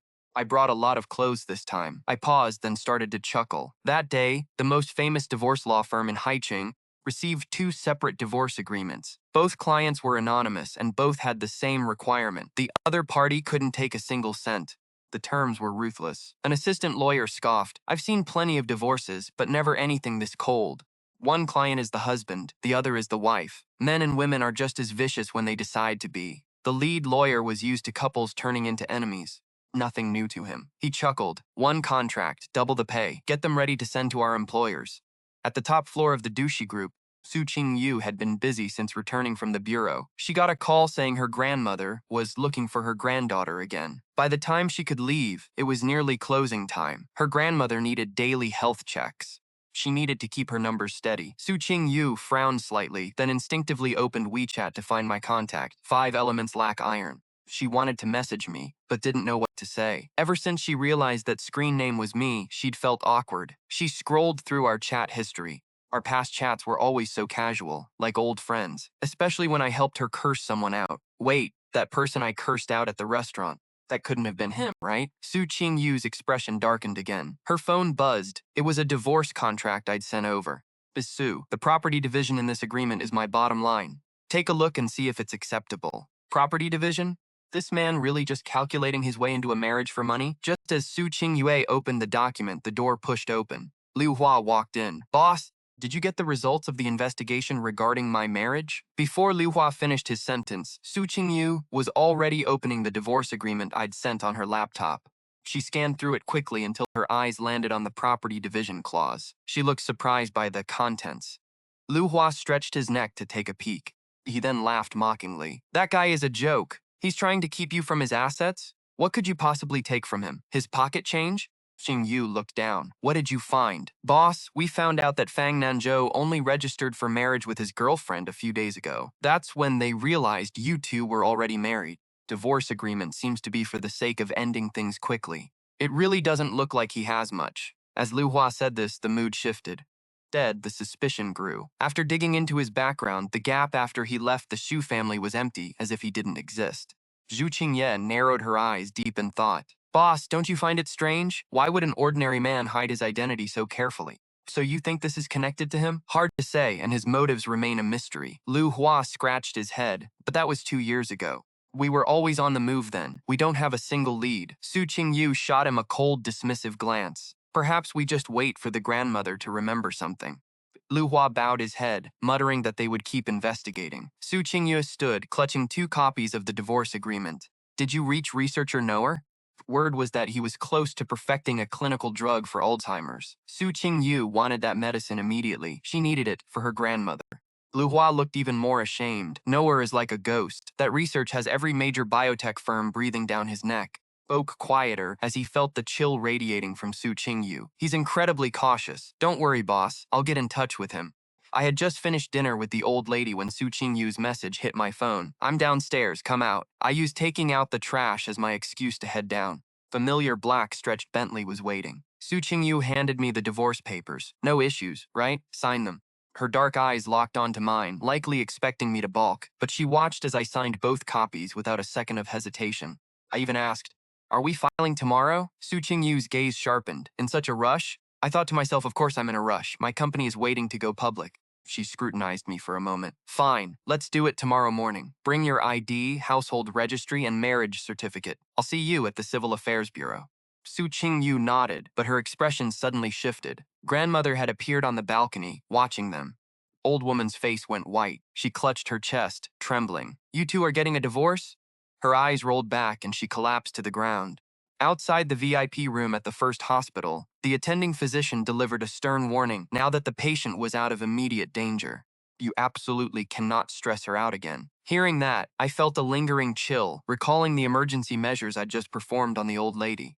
I glanced at Su Qingyue standing nearby. She was expressionless, appearing completely composed. But once the doctor confirmed she was stable, she loosened her collar and slowly sat on the bench, hands gripping her knees.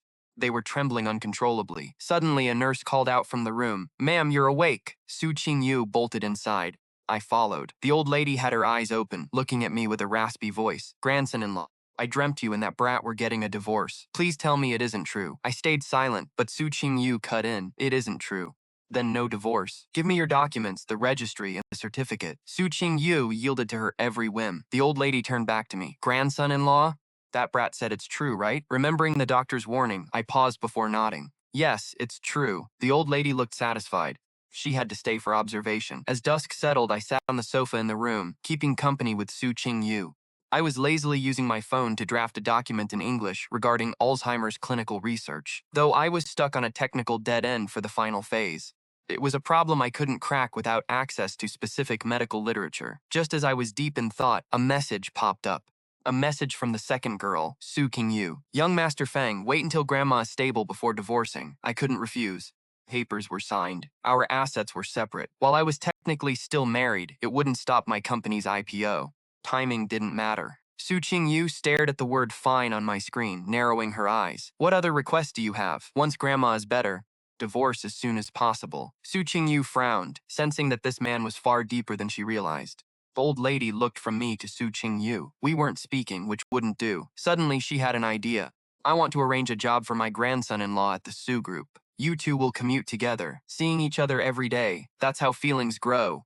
Qingyue paused, oddly compliant tonight. "Fine." But then the old lady started fretting about what position to assign. She had a flash of inspiration. "I've got it! You'll start tomorrow following that brat to work." I blinked. Good. The Su Group's internal database might hold the clues I needed. Su Qingyue had a meeting and left with Lu Hua after saying goodbye to grandmother. But as soon as they hit the hallway, Lu Hua muttered, "No wonder he signed those papers so fast.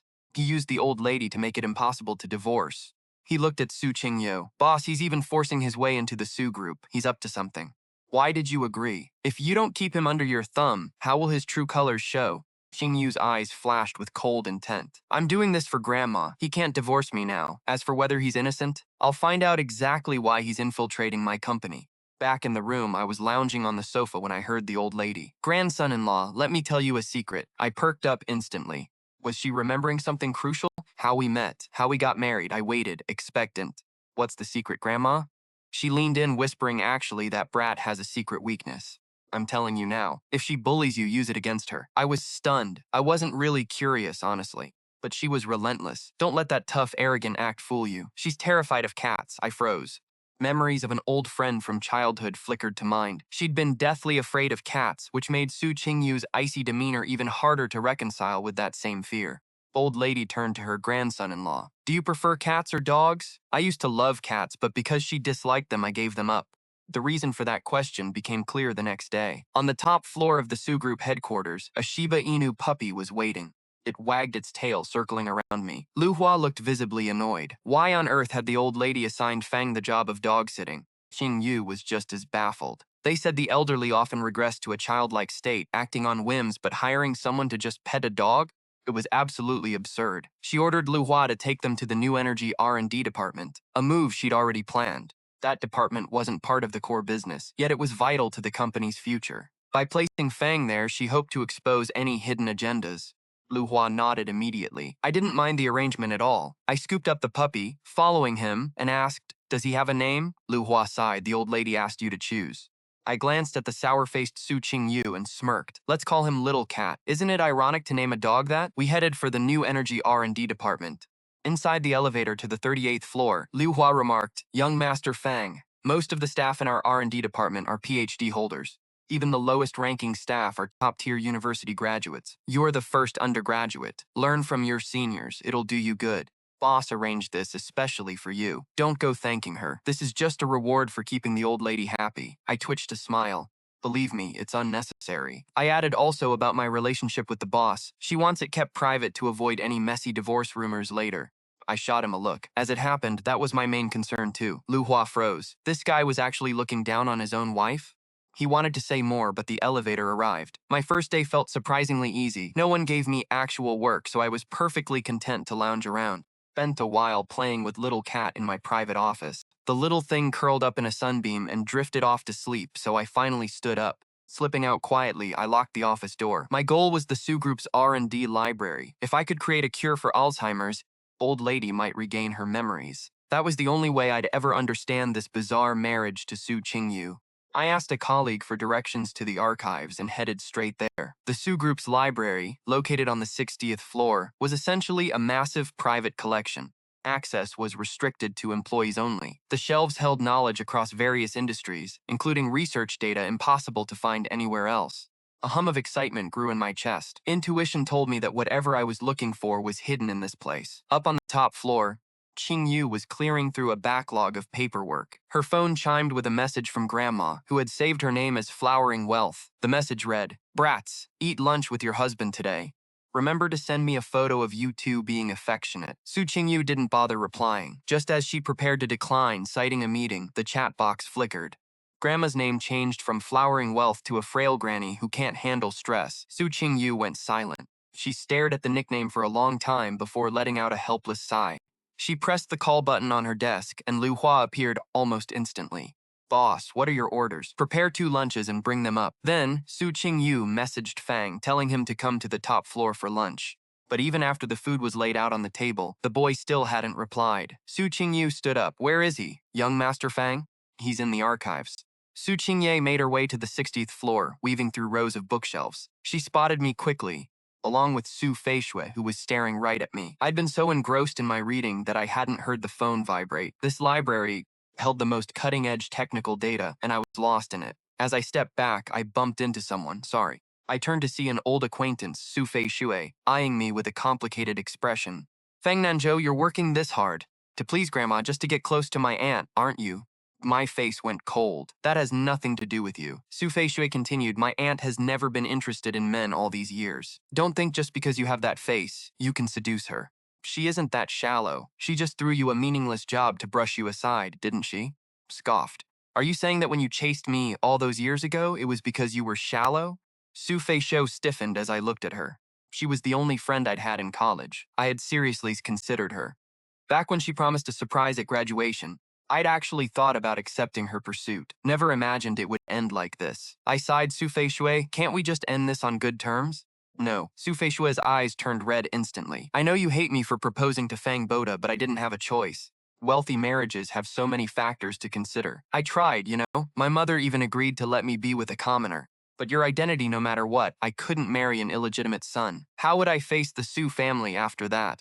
I would become a laughingstock in Haicheng. I looked at her. Back then, the stigma of my background had made me hang my head too. But once I left the Fang family, I realized self-respect is what matters. I looked away. Thanks for not marrying me. I tried to walk past, but Su Feishui blocked my path. I can arrange for you to join our department. I'll get someone capable to mentor you. I know you're competitive and you're smart. You'll pick it up fast. Soon you'll be handling things on your own. You won't have to scrape by with odd jobs anymore. I interrupted her rambling. What's the condition? Divorce her and come to me. Feixue wouldn't allow another woman to share him.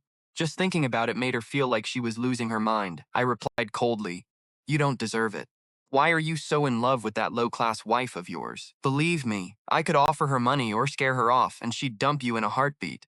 He's not fit to hold a candle to me. Without a second thought, I slapped him. It wasn't enough to calm my nerves, so I shot a cold glance at Su Feixue. I didn't want to hurt your pride, but since you're digging for it, my wife is prettier than you, and she's got a better body, too.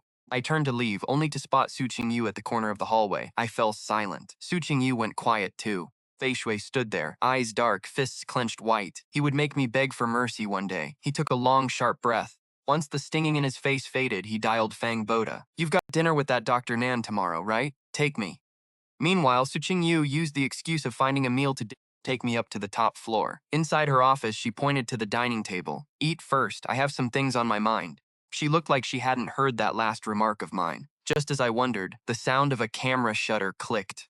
Su Qingyue calmly snapped the photo, sent it via WeChat to her grandmother, who was fragile and couldn't handle stress, and then walked over. I didn't ask why she took it. I just looked at the table to make conversation. Miss Su, this is quite a feast. The lady sat down across from me. She picked up her chopsticks elegantly. Nutrition is the only way to keep a figure like this. I froze, my cheeks flushing warm. My eyes briefly brushed over her exposed, fair skin, then I packed up a portion of the food. Miss Su, I just remembered I haven't fed my cat. I'm taking off. I grabbed the bagged food. Thanks for lunch. Su Qingyue's face stiffened for a split second. My mood soared. Before long, we arrived in Xiamen. I grabbed my cat and left the top floor. After finishing her work for the day, Su Qingyue checked the time and stood up to go home. Liu Hua asked where she was heading. Qingyue paused, only just realizing she hadn't asked where her grandmother was. She called the old woman. Whose house are you at? The reply was unexpected. At the hospital. Su Qingyue frowned. Didn't the doctor say you were cleared to go home? Yes, but my chest started hurting again this afternoon. So I'm staying a few more days. You brat, are you coming to sit with me tonight? It's fine if not. I'm just an old lady with no one to love me. Be here alone, poor and pitiful. If I wake up in the middle of the night thirsty, there's no one around. Oh, how hard this is. I'm coming. That's better. Oh, and I already told your grandson-in-law. He's coming to keep me company too. You both come together, okay? She hung up. Qingyue rubbed her temples. She knew exactly what her grandmother was plotting. Whether they stayed at the Su house or my place, they'd be separated at night. At the hospital, they both stayed over. They'd have more time together. But Fang Lanzhou had a girlfriend. Su Qingyue pursed her lips, wanting to keep her distance from me.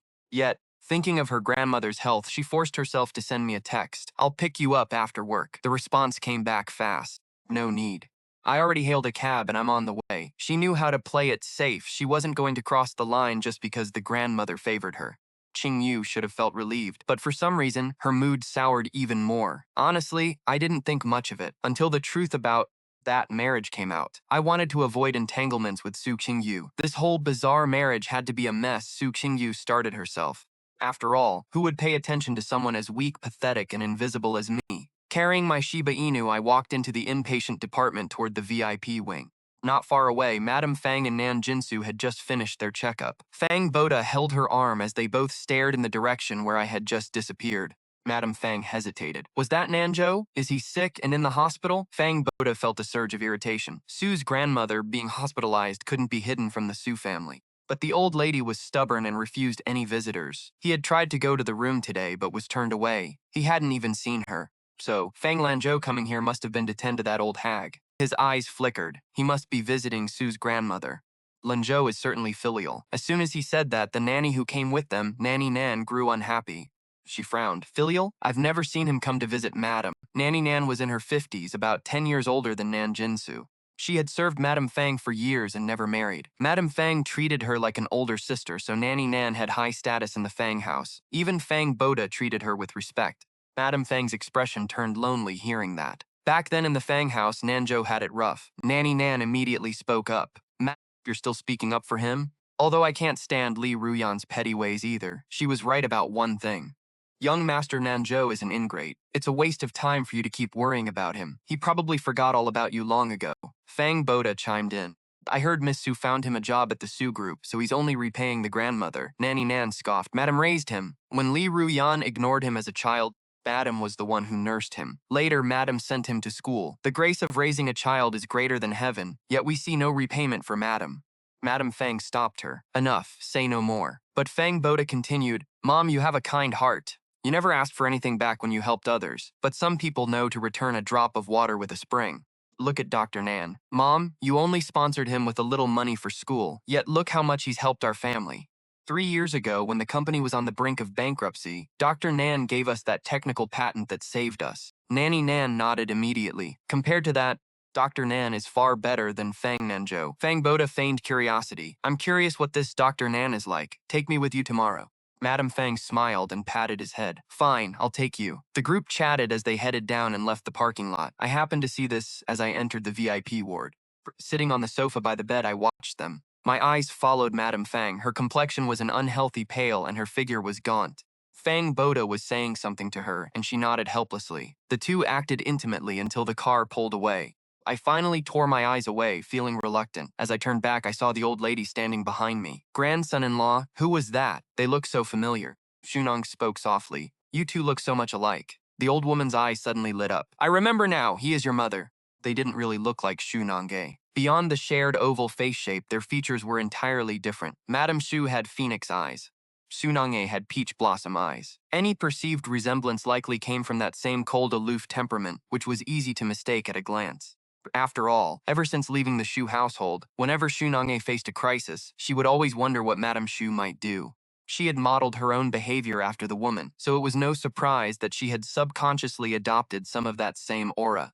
Nange looked at the old woman. Grandma, she isn't my mother. Yet, the old woman insisted, she is my granddaughter-in-law. How can you not recognize your own mother? Nange felt helpless. The old woman must be having another episode. Thankfully, at that moment, Beiyan arrived at the ward door with dinner. Old woman stopped fussing. Beiyan had prepared a feast. Beyond the bland dishes, he had brought fruit for all three. Old woman immediately frowned. My granddaughter-in-law can't eat mangoes. She's allergic. Shunong froze, looking at the old woman in shock. Grandma, how did you know? She had indeed been allergic to mangoes in the past. But 2 years ago, after her physical condition improved, the allergy vanished. She had never told the old woman about this. The old woman smiled. You told me before. You said whenever you ate mangoes, your face would break out in red bumps. Nange's expression turned serious. When was this? Old woman looked confused again. Maybe before the wedding? You told me before you got married. But Nange knew she hadn't even met the woman back then. She pressed for more. Do you remember anything else? Like how Mr. Huo and I got our marriage license. The old woman shook her head. It seemed the old woman only had these flashes of memory in specific environments. As Nange pondered, she felt a sharp gaze fixed on her. She turned to meet Beiyan's deep, cold stare. The man clearly heard the old woman's words and likely thought Nange was playing a calculated game. Felt she couldn't clear her name even if she jumped into the Yellow River. Nange picked up the Shiba Inu. You two eat. I'm taking the dog out. She stepped out but didn't go far, stopping at the end of the hall, leaning against the wall with the dog in her arms. Her peach blossom eyes drifted toward the room. Sure enough, a tall figure soon followed her out. Beiyan approached her. His low, gravelly voice echoed. Miss Shu, is there something you want to say? Nange bit her lip. I thought you would want an explanation. And does Miss Shu have one? Nange said seriously, the marriage talk, I really have no idea how that happened. Even she found it hard to believe. An allergy was private. The old woman couldn't have just invented it. She expected him to challenge her, but he simply said one word. Okay, Nange was stunned. Mr. Huo, you believe I don't know? Beiyan stepped closer. The natural height difference made Nange feel completely dwarfed by him. Spoke slowly. Miss Xu, I don't care about your motives. If you can keep her happy, I guarantee your safety. Xu suddenly understood. He didn't care about the truth or if she was a liar. He was too powerful to fear any scheme. He ruled Haicheng, fearing no plots, human or otherwise. He only cared about the old woman. If she was calculating something, he would ignore it. As long as the old woman was happy, the man would likely turn a blind eye. His presence became overwhelming. If you hurt her, I will make sure you cannot stand in Haicheng. Xu scoffed, isn't that what you're already doing, Mr. Huo? Beiyan looked annoyed. Before he could speak, a booming voice interrupted. It was Professor Liang, his voice raspy from a cold. He walked over and said, I was just going to call you. Did you find a job? Have you and Mr. Huo resolved the misunderstanding? He really isn't much of a man, is he? Petty enough to cancel your grad school spot and threaten to make you disappear from Haicheng. Huo Beiyan's expression darkened. Xu smirked at him. Professor, don't worry. It's settled. Mr. Huo is actually a good person. He even found me a job and promised to protect me. Her tone was thick with irony, making Huo Beiyan's face turn cold. Professor Liang sighed in relief, only then noticing Huo Beiyan. Remembering the rumors he'd heard, he asked, is this that thug husband of yours? Huo Beiyan's face sank even further. Xu smile widened. Yeah, I suppose you could say that. Professor Liang spoke earnestly to Huo Beiyan. Young man, you're strong and capable. You should work hard and find a decent job. Meanwhile, the Su family was having lunch. Madame Xu looked troubled, lacking an appetite. Xu Wenzong asked with concern, are you unwell? Madame Xu shook her head. Xu Ying spoke up, Dad, we ran into Nange at the hospital today. Mom is just worried about her. Xu Wenzong frowned. Why would you worry about her? Xu Ying sighed. She must hate me for dropping her out of school and forcing her abroad. I'm afraid she'll say something to the old woman. I'm worried Mr. Huo will blame me. Xu Wenzong sneered. That was her offending Mr. Huo. What does that have to do with you? Even if she saved the old woman, that's their business. Anything. Mr. Huo told us to raise our daughter properly. Xu Ying's expression stiffened. Back then, she had lied, claiming Mr. Huo left a message. She had always known deep down how much her father cared for her.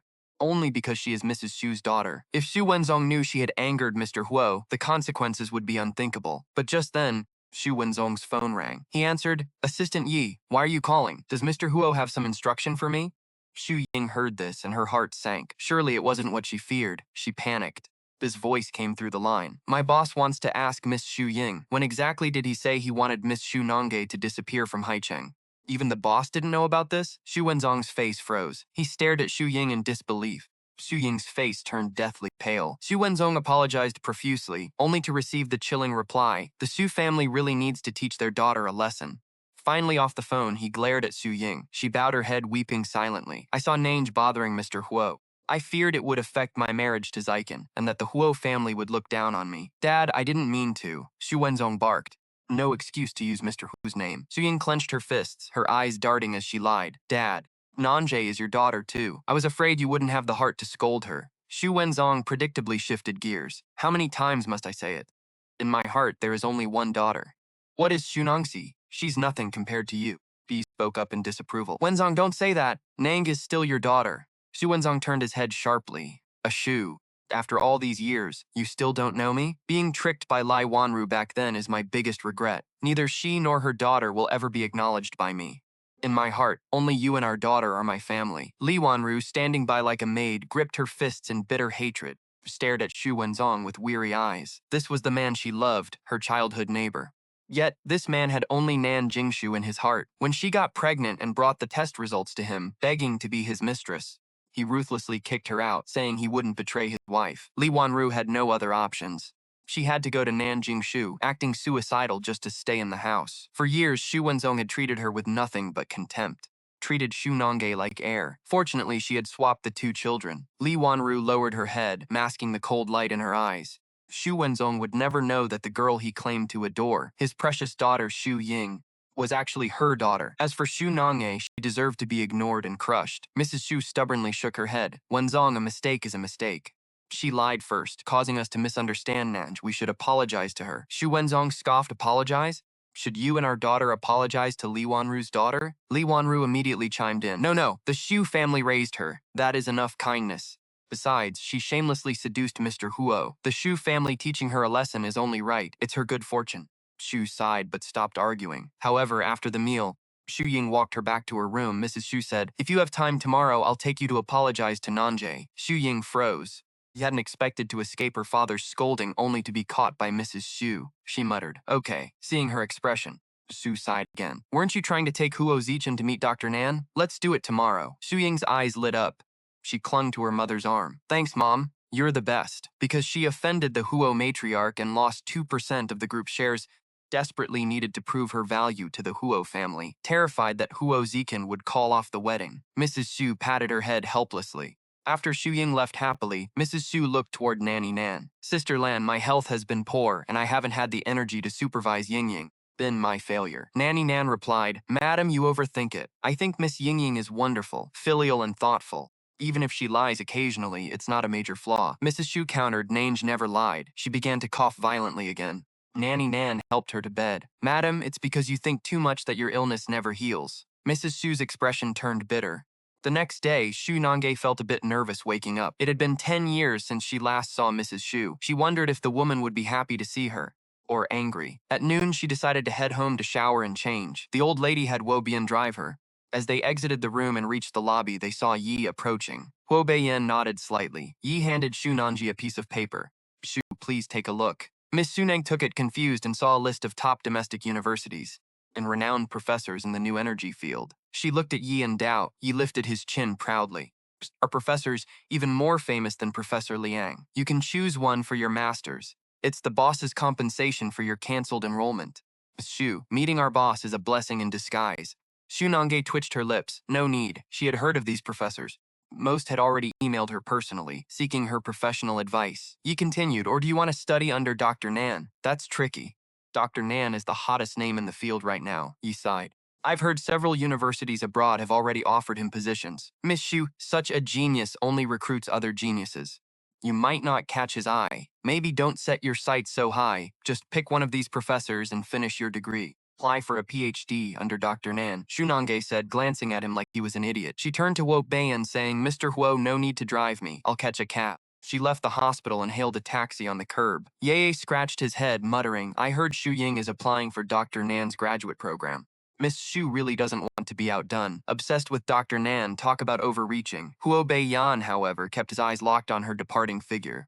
Handsome, firm face remained stoic, his deep gaze unreadable. Suddenly he murmured, "Contact Dr. Nan and tell him to help her." "Boss, are you serious? Why be so kind?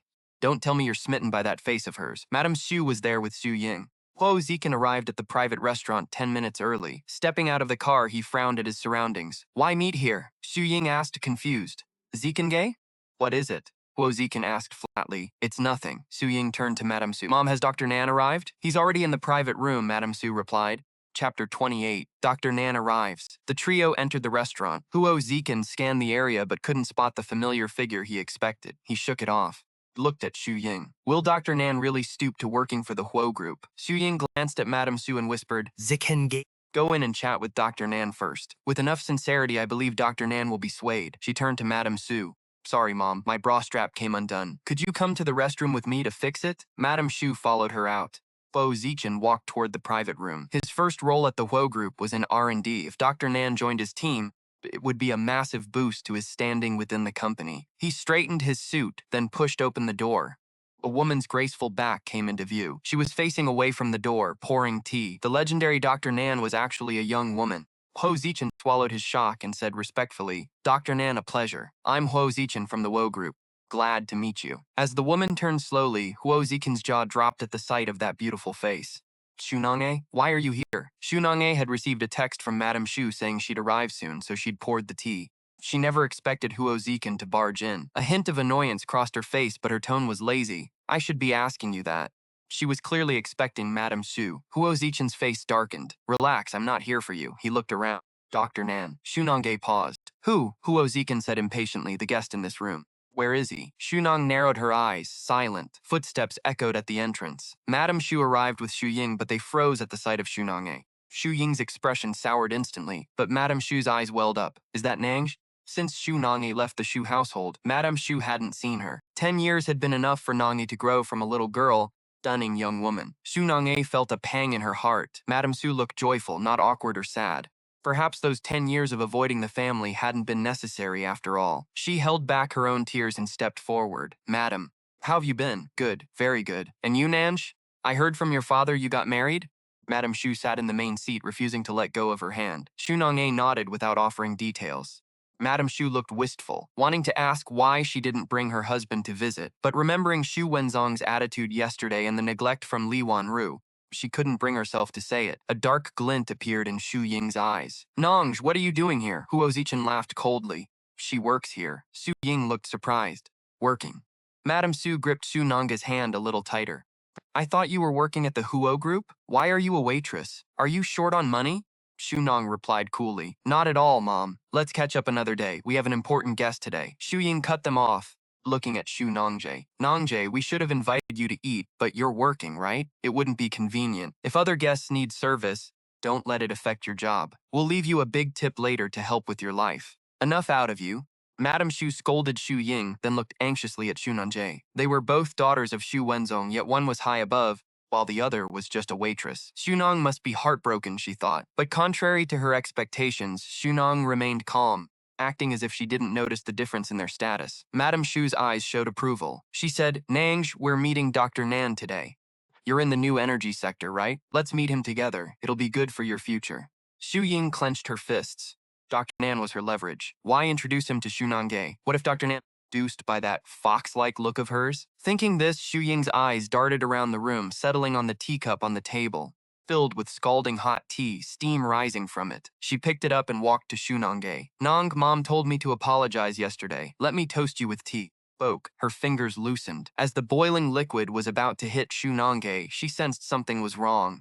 Since they were kids, Xu Ying had always wanted to stomp on her. Why would she apologize? Seeing Xu Ying's hand tilt, Xu Nange sneered inwardly. She moved aside as if by accident and bumped into the cup meant for her. It bounced back onto Xu Ying instead. The tea soaked her dress, burning her skin painfully. Xu Ying let out a sharp cry, wincing as she suppressed the pain. She looked at Xu Nange with feigned grievance. I know you hate me, but how could you do this? Xu Nang lowered her eyes, acting innocent. My apologies, I didn't see you there. Tears welled up in Xu Ying's eyes, ready to spill. Huo Zichen glared, snapping Xu Nange. Is this how you serve customers? Clumsy enough to injure a guest? Get your manager. I'm filing a formal complaint. Mrs. Su intervened immediately. Enough. You're all family. Xu Ying's eyes flickered toward Xu Nange, perhaps thinking about meeting Dr. Nan and growing excited. If she met Dr. Nan, she could soar to new heights and escape her own control. That thought flashed through Huo Zichen's mind. Spoke up instantly. Aunt Inin is my fiancée. I have to protect her. She shouldn't have to suffer this kind of insult. He looked at Xu Nong. Someone like you, what qualifications do you have to meet Dr. Nan? Are you going to crawl out yourself, or should I have you thrown out?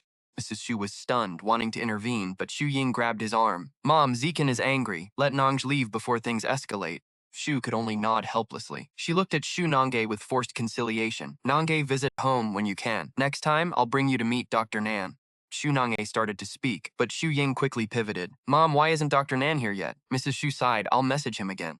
Xu Nange cut in with a slight smile. He's already here. Chapter 29, They are mother and daughter. The remark shocked the three in the room, drawing everyone's gaze. Xu Ying hesitated. Where is Dr. Nan? Huo Zichen stared expectantly, while Mrs. Su, overcome with agitation, broke into a violent coughing fit. Where is he?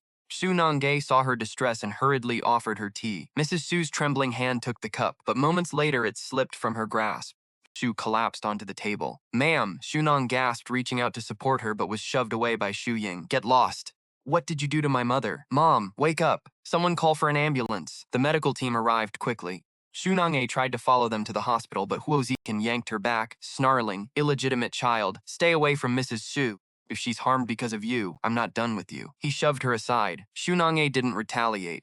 She quickly hailed a taxi, keeping close behind them. Beiyan had finished dinner with the old lady and was working on files. After a while, he felt restless and looked out the window. He caught sight of a familiar figure below as a group rushed a stretcher toward the hospital entrance. Trailing behind the crowd like an abandoned little fox was Xu Nange. Beiyan arched a brow and stood up to head out. Upon reaching the first floor, he saw Xu Ying and Huo Zichen processing the admission. A doctor shook his head. I'm sorry. The ward is full. You'll have to wait in the corridor until a bed opens up. Huo Zichen asked, what about a VIP suite? Money is no object, the doctor replied. We don't have any. Xu Ying broke into tears. Zichen, what do we do now? Don't worry. I'll think of something. Huo Zichen stepped aside to make calls. Huo Beiyan saw that while Xu Ying looked anxious, her eyes lacked true worry. Gaze shifted back to Xu Nange. Unlike Xu Ying, the girl was calm. Yet her eyes were fixed on Mrs. Xu on the stretcher, her posture guarded as if afraid to disturb her rest. Though she didn't say a word, her concern was evident. Beiyan's expression deepened. He turned to Yi, who was trailing him. Help Miss Xu secure a hospital room. Nange stood by the bed, seeing Zichen's darkening expression after his calls, and realized he was useless. Mrs. Xu's life wasn't in danger. It was just exhaustion and insomnia causing the collapse. She needed rest, and this noisy ward was no place for it. But with no connections in Haicheng Hospital, did she have to ask that person for help? She hesitated, pulling out her phone and finding a contact labeled creditor. Just as she prepared to call, the front desk got a notification. They signaled to the group immediately. A VIP suite had just opened up. Ying cheered, "Zikin, you really are amazing." Zikin was baffled. His friends had claimed they would try, but he assumed it was just empty talk. Had someone actually pulled strings? He didn't question it, taking the credit. The group headed upstairs with Nange following a few paces behind. Mrs. Xu looked even thinner than 10 years ago, her face drained of color. As she was wheeled in, Nange instinctively followed. Stopped at the door by Ying. "Nange, my mother needs rest. Please don't disturb her." The door slammed shut. Nange stood frozen. Though she was frantic for Mrs. Xu's health, she understood she lacked the status to cross that threshold. She decided to wait until Mrs. Xu woke up. She sat on the bench outside. Before long, rapid footsteps echoed down the hall. Wenzong rushed in, breathless and clearly worried. After confirming Mrs. Xu was stable, he pulled Ying out to the corridor. Wenzong frowned, demanding, "What happened? Why did she collapse?" Ying glanced at Nange sitting nearby.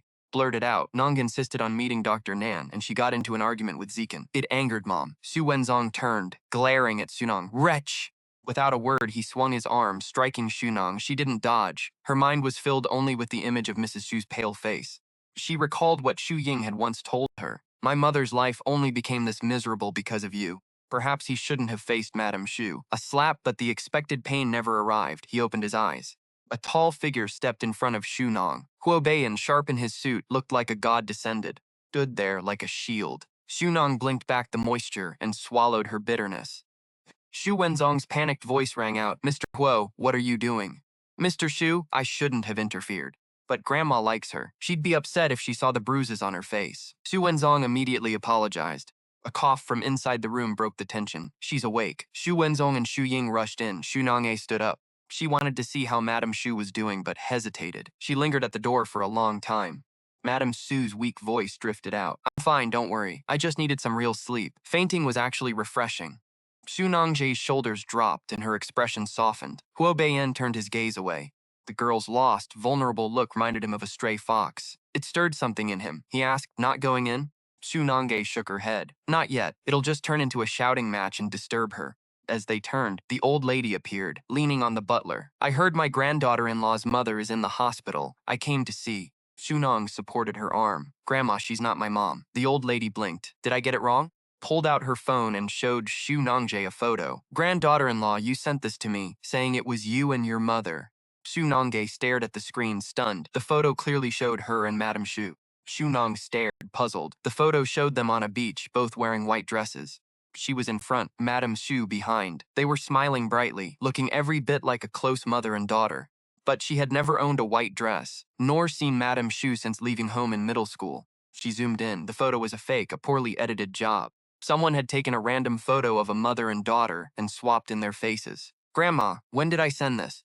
The old lady couldn't remember. Was it an email or a text? The old lady just shook her head. Nange sighed. The old lady would say the most baffling things but never had the details to back them up. Still, the old lady was firm. "Granddaughter-in-law, she is your mother. You can't just ignore her." Nange wished she really was her mother. She suppressed her pain and walked the old lady back to her room. Beiyan stayed in the corridor. Yi approached. "Boss, I checked. Miss Xu was working at that restaurant when she ran into them. She went home to change, but that was just because she thought she had a date." A faint smile touched Beiyan's lips. Said in a low, cold voice, "Does the Huo group pay her so little that she has to moonlight?" Yi replied, "It's plenty, sir." Maybe the workload Jiang Ying Chao gave her is too much. She's worried about being fired. Her life was being monitored. Beiyan didn't think it was that simple. What were the Sus doing at the restaurant? They were meeting a male doctor. That's why Zichen went. But the doctor never showed up. Flicker of light passed through Beiyan's deep eyes. He had an idea, but it seemed too absurd to be true. 2 hours, Madame Xu's spirit improved. She coughed and said, "Ying let Zichen go home first." Xu Ying looked awkward. Huo Zikan wasn't staying for Madame Xu, he was staying for that doctor. She hesitated. Mom about the doctor Madame Xu realized and said, "Give me my phone, I need to apologize for missing him." After messaging the doctor to reschedule, Xu Ying finally walked Huo Zichen out. "Don't worry, Zichen, the doctor will come." Huo Zichen sighed. Ying, there are people in the R&D department who don't respect me. Zhang Yingqiao is one of them. If I can recruit that doctor, I'll prove my worth and secure my position. So, you have to convince him. They stepped into the elevator together. Once they were gone, Shu Nongji emerged from the corner. She didn't want to fight Xu Ying in front of Madame Xu. Pushed the door open. Xu Wenzong's face darkened the moment he saw her. "What are you still doing here? Get out!" Xu Nongge's eyes went cold, but then Madame Xu's gentle voice came from the bed. "Dat Nong, bring her in." Xu Wenzong glared at Xu Nong, warning her not to upset his wife. "Wasn't Nange's fault today," Madame Xu insisted. "I just haven't slept well lately." She took Xu Nongji's hand. "My poor girl, you must have been scared today." Her palms were warm, contradicting her cold appearance. Lung smiled. "I'm fine." Madame Xu looked at her kindly. "That's good. You should come home more often." Madame Xu leaned back. "And your husband? Your mother said he was a delinquent, but I don't believe it. Nange has always had good taste. You've got a sharp eye. Whoever you've taken a liking to must have real merit. Bring him by sometime." Shunan felt a sharp pang in his chest. "Okay." Ever since he went to get the marriage license, everyone had met him with nothing but insults and abuse. Only here, with Mrs. Xu, did he feel any genuine care. Mrs. Xu wanted to say more, but a violent coughing fit took hold. Xu Wenzong stepped in. "All right, that's enough. Get some rest." Sunan stood up to leave. He reached into his pocket and pulled out a plastic bottle filled with white tablets, pressing it into Mrs. Xu's hand. "I asked someone to get this cough medicine for you. Take one whenever you can't sleep at night." Shunan didn't want to disturb her any further and took his leave. After he walked out, Mrs. Su looked at the bottle, sighing. "Nan really does have me in his heart," Su Wenzong said with disdain. "If he cared, he wouldn't have gone 10 years without visiting. How could you let yourself be bought off by a bottle of pills from some back alley clinic?" He tossed the bottle into the trash. "I heard that the specialty cough medicine Lori is developing is in clinical trials. I'll pull some strings and get you that instead." Mrs. Su pressed her temples. "You believe those rumors? Chronic neurogenic coughing is a minor ailment. Who would waste time developing a drug for it? The R&D costs would never be recovered." Xu Wenzong held her hand. "We have to try something. Watching you cough all night is agonizing. It breaks my heart." Mrs. Xu could only nod. Late into the night, Mrs. Xu suddenly opened her eyes, seized by another harsh coughing fit. Even though she was exhausted, she couldn't drift off to sleep. She curled onto her side, stifling the itch in her throat, not wanting to wake Xu Wenzong in the other room. No one knew just how desperate she felt. This chronic neurogenic cough was incurable, and her condition was only getting worse. But the anxiety from lack sleep had even pushed her to consider ending it all. If not for her inner strength, she might have given up long ago. She didn't know how much longer she could hang on. Lately, she felt life slipping away. She might not even live to see her daughter get married. Mrs. Xu wallowed in despair. Her gaze fell on the trash can. Driven by an impulse she couldn't explain, she retrieved the bottle, opened it, and took a white pill, placed it on her tongue. The moment it dissolved, it released a wave of coolness. Her itching throat felt like it was being soothed by clear spring water. Mrs. Xu swallowed it without even reaching for water. Cough, cough, cough. Another fit suddenly struck. She offered a bitter smile. For a split second, she had actually dared to hope the pill might work. Overthinking things. Mrs. Xu lay back and closed her eyes. It was a chronic neurogenic cough. In 20 years, she had taken countless meds and seen endless specialists, all to no avail. "Auntie, wake up." Mrs. Xu slowly opened her eyes to see Xu Wenzong standing by the bed. The room was bright as day. "The hospital lighting is bright?" she asked, disoriented. "What time is it?" "It's 10 in the morning." Xu Wenzong looked at her with concern. "You need to eat something or your blood sugar will drop." Mrs. Xu was stunned. She turned her head blankly and realized the light in the room wasn't artificial. It was sunlight. She had actually slept until morning. How? Was it the medicine? The bottle Nan had given her? By the bed, Mother Xu's eyes were red with excitement. "Madam, the sedative the doctor gave you worked. You slept for 10 full hours." Mrs. Xu froze. "What sedative?" Mother Xu looked toward Xu Ying. "It was young Master Huo Zichen who got it for you. He heard you couldn't sleep, so he specifically requested a potent sedative to be mixed into your regular medication. We didn't tell you because we were afraid you'd worry and stay awake." "Can't believe it actually worked." Mrs. Xu paused. "Is that so? But sleeping pills only help you doze off." When she woke up, she clearly felt her throat was much clearer. Her gaze drifted to the unlabeled plastic bottle by the pillow. "I'll try it again tonight. If I skip the sedative and just take this, I'll know for sure which one is actually working."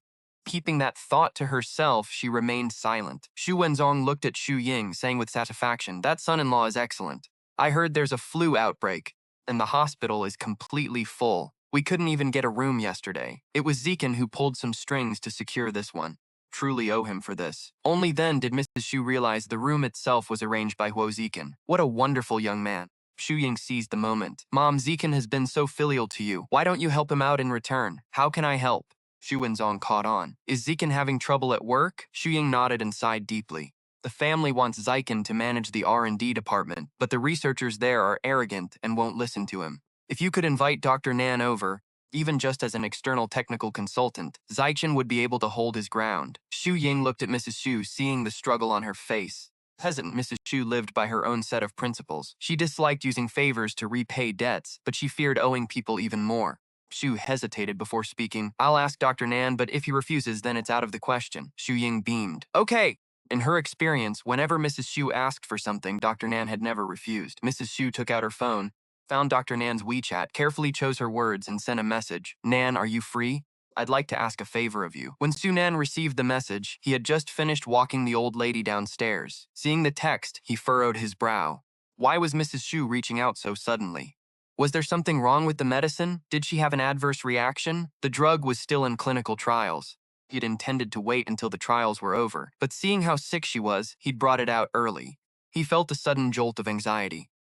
After asking the caregiver to take the old lady back to her room, Nange rushed toward Mrs. Shu's ward. Beiyan, working in the outer office, glanced back instinctively as his grandmother entered. Didn't see Nange following her. His gaze darkened. "Where's Miss Shu?" he asked. The old lady replied, "She went to see her mother." Beiyan raised an eyebrow. "Is something wrong with Mrs. Shu?" The old lady grew tense, adding, "My granddaughter-in-law just sprinted over there. Boy, go check on her."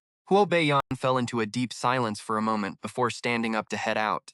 Beiyi hurried after him. Nange ran into the ward only to find the room crowded. It wasn't just Huo Zichen there. Even Li Wanru was present. Whatever had been said, everyone was laughing, but the festive atmosphere in the room vanished the moment he stepped inside. Standing at the door, Nong felt like an outsider. Mrs. Shu seemed fine. She lowered her gaze, planning to leave. Mrs. Shu wanted to call out to her, but one look at the crowd made her realize it was best for Nange to go. She could see Nange alone later. Li Wanru spoke up. "Oh, look who it is. Miss Shu, you've really climbed high by clinging to old Mrs. Huo, haven't you? Are we not good enough for you anymore?" Nange said nothing and turned to leave, but Li Wanru grabbed her. "I heard you're doing everything to please old Mrs. Huo, serving her hand and foot all night. Do you really think she sees you as her own granddaughter? Stop dreaming. You're nothing but a toy to her." Shu Ying chimed in nervously. "Don't say that. Old Mrs. Huo thinks highly of Nange." Li Wanru's voice rose sharply. "What kind of highly is that?" "Young Master Zikin is the one who truly cares for you, Ying." Li Wanru looked at Huo Zikin fawningly. "I heard this ward wasn't even available yesterday. Other families wait in line for a spot. It was all thanks to young Master Zikin that the madam got a VIP suite." Huo Zikin gave Nange a humble, smug smile. "My uncle must not have known about this, or he would have helped." "I only did a small favor," Shu Ying added. "This small favor really helped our family." Li Wanru sneered at Shu Nong again. "Even if Mr. Huo knew, he wouldn't care. No matter how much you suck up to him, treats you like a stray dog to be toyed with." Su Nongyi clenched her fists, wanting to avoid a scene. Didn't want to disturb Mrs. Shu. Huo Bian, standing just outside the door, heard every word. His face turned icy. Glanced at Yi Yi, who understood the signal. Yi Yi coughed and entered the room. "Mrs. Shu, I am here to express concern on behalf of Mr. Huo. Are you finding the accommodations comfortable?" The room fell deathly silent. Everyone stared at Yi Ye. Then they looked at Huo Zikin. Huo Zikin was stunned. Could this room have been arranged by his uncle? Li Wanru was also frozen. She recovered quickly. "Ah, young Master Zikin, so you were the one who asked Mr. Huo to arrange this." Huo Zikin's expression stiffened. He smiled. "Actually, Miss Su asked my boss to arrange this." "Young Master Zikin, did you also ask him?" Huo Zikin wanted to find a hole to crawl into. He stammered, I made many calls at the time, asked a few people. Said they'd help. I must have misunderstood." Shu Ying felt humiliated. She gripped her fists tight. It was the first time she realized Huo Zichen wasn't as untouchable as she thought. Mrs. Shu finally broke the suffocating silence. She coughed a few times. She said to Yi Yi, "Thank you to Mr. Huo. The stay here is excellent. When I feel better, I will go visit the old lady." Yi replied, "As long as you are comfortable, and Miss Shu doesn't have to worry, our old lady will be happy." In business, everyone here was sharp. Who couldn't hear? This was meant for Shunong. The people in the room felt a slight tremor. They hadn't expected old Mrs. Huo to value Nong so highly. Only Mrs. Xu felt genuine joy. She always worried about Nange being out there alone, but their delicate relationship made it hard to show affection. Now that old Mrs. Huo treated her well, she could rest easy. Su Nong was slightly surprised. She hadn't expected Huo Beiyan to be the one who helped. She looked at Li Wanru.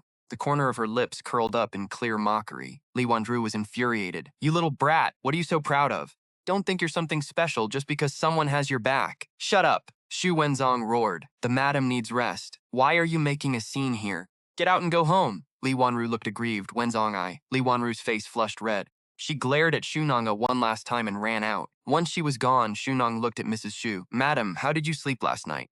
Upon hearing this, Mrs. Xu instinctively gripped the small medicine bottle hidden under her quilt. She whispered, "I slept very well. It's been a long time since I've slept this soundly. That's good." Shunong didn't explain further, just nodded. "I'm leaving now." All right. Shunong and Ye stepped out, only to find Huo Beiyan standing in the hallway. The man dressed in a sharp suit looked tall and refined. Leaned against the wall, looking down at his phone. His dark bangs shaded his sharp brows. The light hit his profile, highlighting his clear, handsome features. Hearing them, the man turned his head. His narrow, deep eyes were as cold as ice. His thin lips parted. "My grandmother was worried and made me come check myself." Though his tone was distant, low, pleasant voice warmed Shunong's heart. She said sincerely, "Thank you." Her peach blossom eyes were clear and bright. There was an effortless charm in her gaze, and the smile on her lips was captivating, momentarily dazzling Huo Beiyan. Just then, Huo Zikin's voice echoed from the ward. "Auntie, since you're fine, I'll go first." "All right, Ying, see him out." The hospital room door swung open. Huo Zichen and Xu Ying stepped out, immediately locking eyes with Huo Beiyan and Xu Nange. Xu Ying bristled, her guard instantly going up. Scrutinized them, her gaze darting back and forth as if calculating their relationship. Huo Zichen's face darkened, and he reflexively snapped, "Why are you here?" Huo Beiyan's expression remained indifferent. "My whereabouts hardly require your report," he replied, his voice cool and clipped. Simple remark hung in the air, a weightless pressure bearing down on them. Huo Zichen felt his palms break into a sweat. "That's not what I meant," he stammered, catching his breath. He turned his gaze to Shunong. She possessed a striking, reckless beauty, and standing next to Huo Beiyan, who was equally captivating, they made a stunning pair. They looked like a match made in heaven. A surge of bitter jealousy twisted in Huo Zichen's gut, and he couldn't help but interject. "Miss Xu, you've been here caring for great-grandmother. Doesn't your husband mind?" Shunong shot a sidelong glance at Huo Beiyan, a playful, cryptic smile touching her lips. "I doubt it," she answered. Huo Zichen's face contorted, but before he could retort, Huo Beiyan spoke up. "Are we heading back to the room? Grandma is waiting." Back to the room. The words hit Shunongji hard. It had been a long time since she'd heard that phrase. She didn't have a home after all. Lowering her eyes, she smiled faintly. "Let's go." Two turned to leave. Huo Zichen watched them, his expression complex, eyes fixed intently on Shunong's retreating figure. For a fleeting second, he felt a frantic, desperate urge to drag her back. His arm was suddenly looped by Xu Ying. "Zichen, don't worry. I'll make sure to get Dr. Lan to come." Huo Zichen seemed to snap back to reality. "Right, let me walk you downstairs." After she left, a deep sense of crisis settled over Xu Ying. Returning to the ward, she saw Mrs. Xu rising to move around. Xu Ying's eyes flickered, and she approached the bedside. She pretended to straighten the sheets, then gasped, "Mom, why is there a bottle of pills on your bed?" Xu Wenzong frowned. "Isn't that the unbranded medicine Shunong gave you? Why did you keep it, Mom?" Mrs. Xu explained. "I took one last night, and I felt like it actually helped." "Impossible," Xu Wenzong scoffed, grabbing the bottle. "That must have been the sleeping pills working. The medicine she gave you. Who knows where she scraped this up? You can't just take random pills. You'll ruin your health." "Don't throw it away," Mrs. Xu urged. "I won't take it tonight. I want to see which one is actually working." Xu Wenzong sighed, resigned. "Fine." Night fell quickly. Nanny Nan clutched the sleeping pills as if they were a miracle cure. After watching Mrs. Xu take them, she turned off the lights and tiptoed out. The room fell silent, but 30 minutes passed and there was still no sound. Nanny Nan was ecstatic. "Young Master Zichen saved her life. The madam hasn't had a full night's sleep in over 20 years. Xu Ying feigned modesty. "Please, don't mention it. It wasn't even Zichen who arranged the room," she continued, playing the victim. Xu Wenzong nodded. "Compared to the room, this treatment is what really matters. Even if you lived in the presidential palace, Mom, you wouldn't sleep. Besides, Zichen helped so much, and he didn't go around bragging like Shunong did, trying to force us to be grateful. With a look of disgust, he eyed the bottle of medicine Nange had left behind. Nanny Nan, get rid of this junk so Mom doesn't accidentally take it again. No sooner had he spoken than a harsh, long-repressed coughing fit erupted from the room. Chapter 33. Shuni is Dr. Nan. Su Wenzong blinked, exchanged a glance with Nanny Nan, and rushed back inside. A hallmark of nervous coughing is that it intensifies at night. Nanny Nan flipped on the lights, revealing Mrs. Shu sitting upright. She was clutching her mouth, her face flushed red from the exertion of the cough. She pressed a hand to her chest, her frail frame trembling violently with every spasm. It was a terrifying sight. Shu Wenzong gripped her shoulders. Mom, are you all right? Su struggled to get the words out. Through the medicine, Su Wenzong was confused, but Nanny Nan understood. She bolted out of the room. She returned with Su Nange's bottle. Madam, here is the medicine. Mrs. Su nodded, and Nanny Nan nervously fumbled to open the cap. Just as she reached for a pill to hand over, Ying grabbed her wrist. Mom, your cough suddenly worsened. Could it be because of this medicine? Let's not take anything so suspicious. Her intuition told her the medicine might actually work, which was exactly why she couldn't let Mrs. Shu take it. She looked at Shu Wenzong. Prejudice makes a person see every action as a flaw. Shu Nange being Li Wanru's daughter was Shu Wenzong's biggest bias. Shu Nange, Shu Wenzong roared, always causing trouble. I told you she wasn't reliable. You were so good to her and she tries to poison you. Felt a surge of triumph, but Mrs. Shu, between bouts of coughing, looked at Nanny Nan. Give it to me. Nanny Nan, loyal to the end, ignored Shu Ying and handed it over. Mrs. Shu popped it into her mouth. Mom, Shu Wenzong shouted, reaching out to stop her, but it was too late. She was already finished coughing. After catching her breath, she looked at them, calm and certain. It was Nange's. Once Mrs. finally drifted off to sleep, they retreated to the outer room. Su Ying's face was pale. Dad, she bit her lip. Nange is really capable. She actually got a hold of such effective medicine. What capability? She definitely just begged Mr. Huo to buy it for her. Su Wenzong muttered, brow furrowed. It seems the old madam really favors her. Shu Ying's fingers tightened into a fist. In the VIP suite, what did you eat for lunch today? Old lady racked her brain. White porridge? No noodle. Wasn't it, kid? Huo Beiyan smiled and nodded. The old lady said smugly. See, I'm fine. My brain is still sharp. Huo Beiyan said nothing. Was it porridge? No, noodles. Right, kid? Huo Beiyan nodded with a smile. Exactly, the old woman beamed. See, my mind is still sharp. Huo Beiyan stayed quiet. Look closer, and you'll see his smile never reaches his eyes. The grandmother actually had rice for lunch again. She forgot what she ate. Her condition seems to be worsening, her memory fading. Just then, Shunan spoke up with a lazy drawl. Grandma. What color was Mr. Huo's tie yesterday? The old lady answered instantly. Purple. That boy is so picky. He even wore diamond cufflinks. What about the day before? Blue. I bought him that one myself. Shunan smiled at Huo Beiyan, his gaze sharp with unspoken meaning.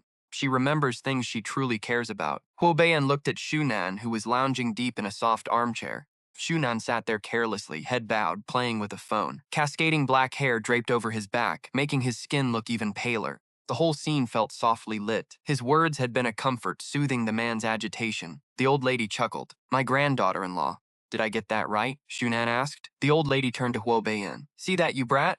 She remembers every detail of what you wear. She has you in her heart. Shunan interjected. It's just a photographic memory. I didn't really try to memorize those things. He tried to explain, but Huo Beiyan was staring at his laptop, ignoring them entirely. Clearly, he wasn't listening. Better not to explain, or it would look like a guilty confession. Shunan didn't notice. The man's earlobes had turned slightly red. Huo Beiyan focused on his phone and work. The final steps for the Alzheimer's research were proving difficult. Shunan decided to stand up. I'm going for a walk. He was just taking the Shiba Inu and kitten out for a stroll. Someone patted Shunan's shoulder. He turned to find a greasy, middle-aged man standing behind him. The man smiled broadly. Hey, niece. Long time no see. Shunan's expression went ice cold. It was Li Wanru's brother, his uncle Li Shengquan, a man without a job, addicted to gambling. Foul stench wafted from his mouth when he spoke, his yellow teeth revolting. Shunan stepped back. What are you doing here? Li Shengquan rubbed his hands together obscenely. Look at you, niece. I heard you've latched onto the Wo family. I'm a bit short on cash lately. Can you lend your uncle some money? Shunan sneered. Li Wanru was obsessed with helping her brother. She never let him leave the Shu house. She had funneled all the Shu family living expenses to this brother. After Shunan left, Li Shengquan had harassed him for money shamelessly. He'd finally stopped once he realized Shunan was broke. Who knew he'd crawl back now? Shunan replied, no money. Li Shengquan didn't buy it. You're serving that old lady so well. Hasn't she given you anything? Shunan narrowed his eyes. Nothing yet. Maybe in the future. Li Shengquan beamed. Then you must lend me some when she does. If you give me enough, I have a secret for you. Li Shengquan didn't dare cause a scene. This was a VIP ward filled with the wealthy, and security guards were patrolling nearby. With a leering laugh, Sunan scoffed, then his phone rang. It was Mrs. Xu. Picked up instantly. Xu Ying was pacing anxiously in her room. Her status in the Wu family relied entirely on Dr. Nan. But Dr. Nan hadn't replied to her messages all day. Huo Ziken kept texting, asking about the doctor. She couldn't stall any longer. Xu Ying suddenly stopped, creeping into the room. She snatched Mrs. Xu's phone while the woman slept and slipped out into the hallway. She took a deep breath, opened the contacts, found Xiao Nan and hit call. It rang 3 times. A cold voice answered. Hello, Mrs. Xu, something wrong? Xu Ying froze upon hearing the voice. It was Xu Nan. Xu Ying's eyes widened in disbelief, staring at the phone. She couldn't be mistaken. The person on the other end paused, their tone colder. Xu Ying, why do you have Mrs. Xu's phone? It was him. Xu Ying felt like she'd seen a ghost. No, impossible. She stared at the screen, suddenly realizing something. She asked, is this your number? Xu Nan snapped back. What nonsense are you talking about? Xu Ying finally understood she'd forgotten. Xu Nan's name also contained Nan. Mrs. Xu occasionally called him Xiao Nan. She exhaled in relief, followed by a surge of rage. You sycophant. To suck up to my mother, you put her surname in your name? Do you even deserve to be called Nan? Downstairs, Xu Nan lowered his essays. He'd chosen the name himself in elementary school. The Nan indeed came from Mrs. Xu Nan Jinshu. As a child, he just liked the sound, never considering if it bothered her. The daughter of a mistress taking her name as his own? What she felt then, he no longer cared to know. He said flatly, is that all you called for? Of course not. Xu Ying dropped the act. Listen up, even if you latched onto Mr. Huo through his grandmother. Best a lover, a toy. Mr. Huo has a wife, but I am different. I will marry Ziken and be the legitimate young mistress of the Huo family. Xu Nan replied, then congratulations. Xu Ying felt like she'd punched cotton. She delivered a final threat. In the elite circles, feelings aren't enough. I hold Dr. Nan and I will always be invincible. Hanging up, Su Nan twitched his mouth. When did he become her trump card? As he pondered this, the WeChat call came through again. This time, it was Mrs. Xu calling the number for Dr. Nan. Su Nan operated his phone, chose to answer. A cold, filtered voice crackled through the phone, a mask for his own. Uncle Li Shengquan's sudden arrival was a reminder. Some things were better kept quiet to avoid attracting greedy relatives. Xu Ying spoke respectfully. Dr. Nan, hello? Apologies for the intrusion. I'm the daughter of Nanjing Xu. I'm calling because Huo Group wants you on their R&D team. My mother shares this desire. Are you interested? Nange coldly cut her off. Xu Ying faltered, searching for words, but Nange had already spoken. I only report to the company under Mrs. Xu. He hung up immediately. Monday morning, Nange left the Shiba Inu puppy with the elderly woman and headed to work. Emerging from the hospital, he was debating between a taxi and the subway when a Bentley pulled up smoothly beside him. Huo Beiyan stared straight ahead. Get in, he said flatly. Nange refused. They weren't that close yet. Huo Beiyan spoke slowly. Grandma asked me to drive you. Tell her you dropped me off, Huo Beiyan muttered, glancing at his phone. Fine. Nange opened the back door and slid in beside him. Huo Beiyan held up his phone for a selfie. Nange flashed a peace sign with a sweet smile. As he turned, a few strands of hair brushed Huo Beiyan's cheek. Felt like a static shock. Huo Beiyan stiffened for a second. Ye, sitting in the passenger seat, felt confused. She didn't recall the old lady asking for this. It must have been a whim. After the photo, Nange pulled out his phone and got busy. They remained silent until they reached the Huo Group's underground garage. Huo Beiyan took the executive elevator, leaving with Yi. Nange took the staff elevator to the R&D department, where management was locked in a tense meeting. The R&D general manager announced a shakeup. Per top-level decisions, team leader Huo Ziken was promoted to vice president. He would oversee all technical issues. When someone asked about the sudden change, the manager replied, VP Huo successfully hired Dr. Nan. He'll provide technical support. It's a huge win for us. Dr. Nan won't be on the clock, but for any issues, you can have VP Huo bridge the gap. Now, VP Huo, a few words. Huo Zichen stood, his youthful arrogance on full display.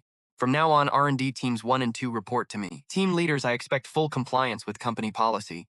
Jiang Yinqiao, who had spent the weekend pulling back-to-back all-nighters, leaned back in his chair, looking exhausted and irritable. He scoffed. Company policy forbids skipping chains of command. You'll have to coordinate my staff through me. Huo Ziken's expression darkened. Jiang, I don't think you have the energy to manage your team. Have you solved that core problem yet? R&D might be split into teams, but we're one entity. Your delays are dragging down the entire project. Jiang Yinqiao kicked his chair back and stood up. You studied new energy. You know how difficult this research is.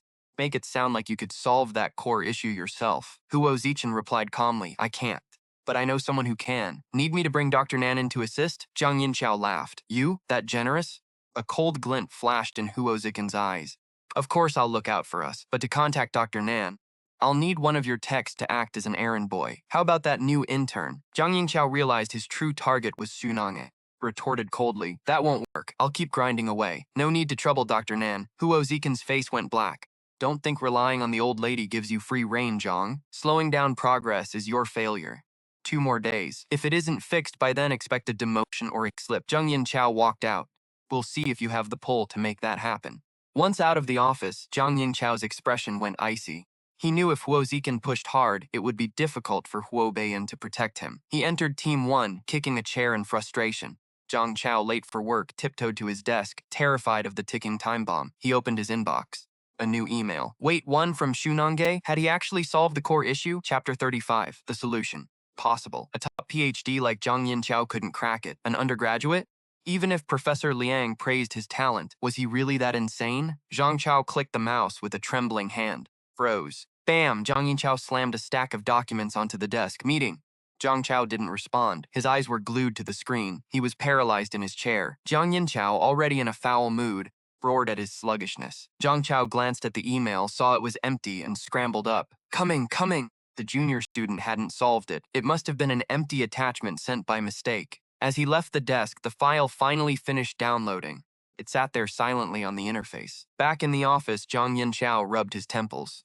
Briefed the team on the meeting. He muttered to Su Nange 2 days. If this core problem isn't fixed, I'm resigning. The room went dead silent. Zhang Yingqiao had a short temper and nagged them constantly, but he was a competent leader. The team stood by him. After a long silence, one by one they spoke up. Leader, tell me, what else is there to do? Forget sleep for the next 2 days. We are camping out right here until it's finished. Zhang Yingqiao laid out the new assignments. The workload for every staff member tripled, yet not a soul dared to complain until the meeting adjourned. That was when Zhang Yingqiao felt like someone was missing. He suddenly turned to Zhang Chao. Where is Su Nange? It's well past start time. Why isn't he here? Zhang Chao shook his head but offered a detail. He did come in this morning to clock in. He went to the resource library. Zhang Yingqiao's face darkened instantly. He was fighting tooth and nail against Huo Zicheng for the kid, yet the woman had just wandered off again. Someone couldn't help but chime in. Team leader, he's just too ungrateful. Think of the experience he'd gain working on our project. Even Zhang Chao didn't agree with the newcomer's methods. Still, he spoke up for him. He's fresh out of school. He doesn't get how this works. Besides, our material is way over his head. He probably can't even read it. We're a team. Even if he doesn't understand, he should at least be here to help out. Taking a paycheck without doing any work? Does that. Honestly, what is up with this girl? Are we really going to start carrying dead weight in our group? Zhang Yingqiao took a deep breath. He saw Su Nange as nothing but an ingrate. Up on the top floor, Ye had been keeping an eye on things downstairs, knowing far more than the group members, and was venting to Huo Beiyan. Zhang Yingqiao is buried in work because of him, and look at him, just lounging in the library all morning, reading books.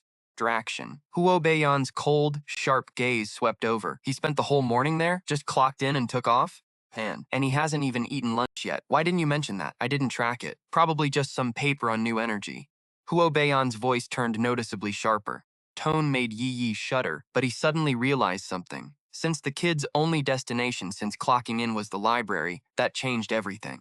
Goal in joining the Huo group wasn't just to work. It was to dig up information. The books he was reading were critical. Yi bowed his head. I'll go check right now. But Huo Beiyan was already on his feet. He fastened his suit button and strode toward the door, leaving behind a single command. Don't follow me. He reached the library quickly, heading straight for the neurology section. Spotted him. Tilting his head back, his eyes scanned the shelves rapidly before locking onto the very top rack. Seeming to catch sight of something, his eyes brightened. He dragged a ladder over, climbed up, and stretched his arm out to reach for a book.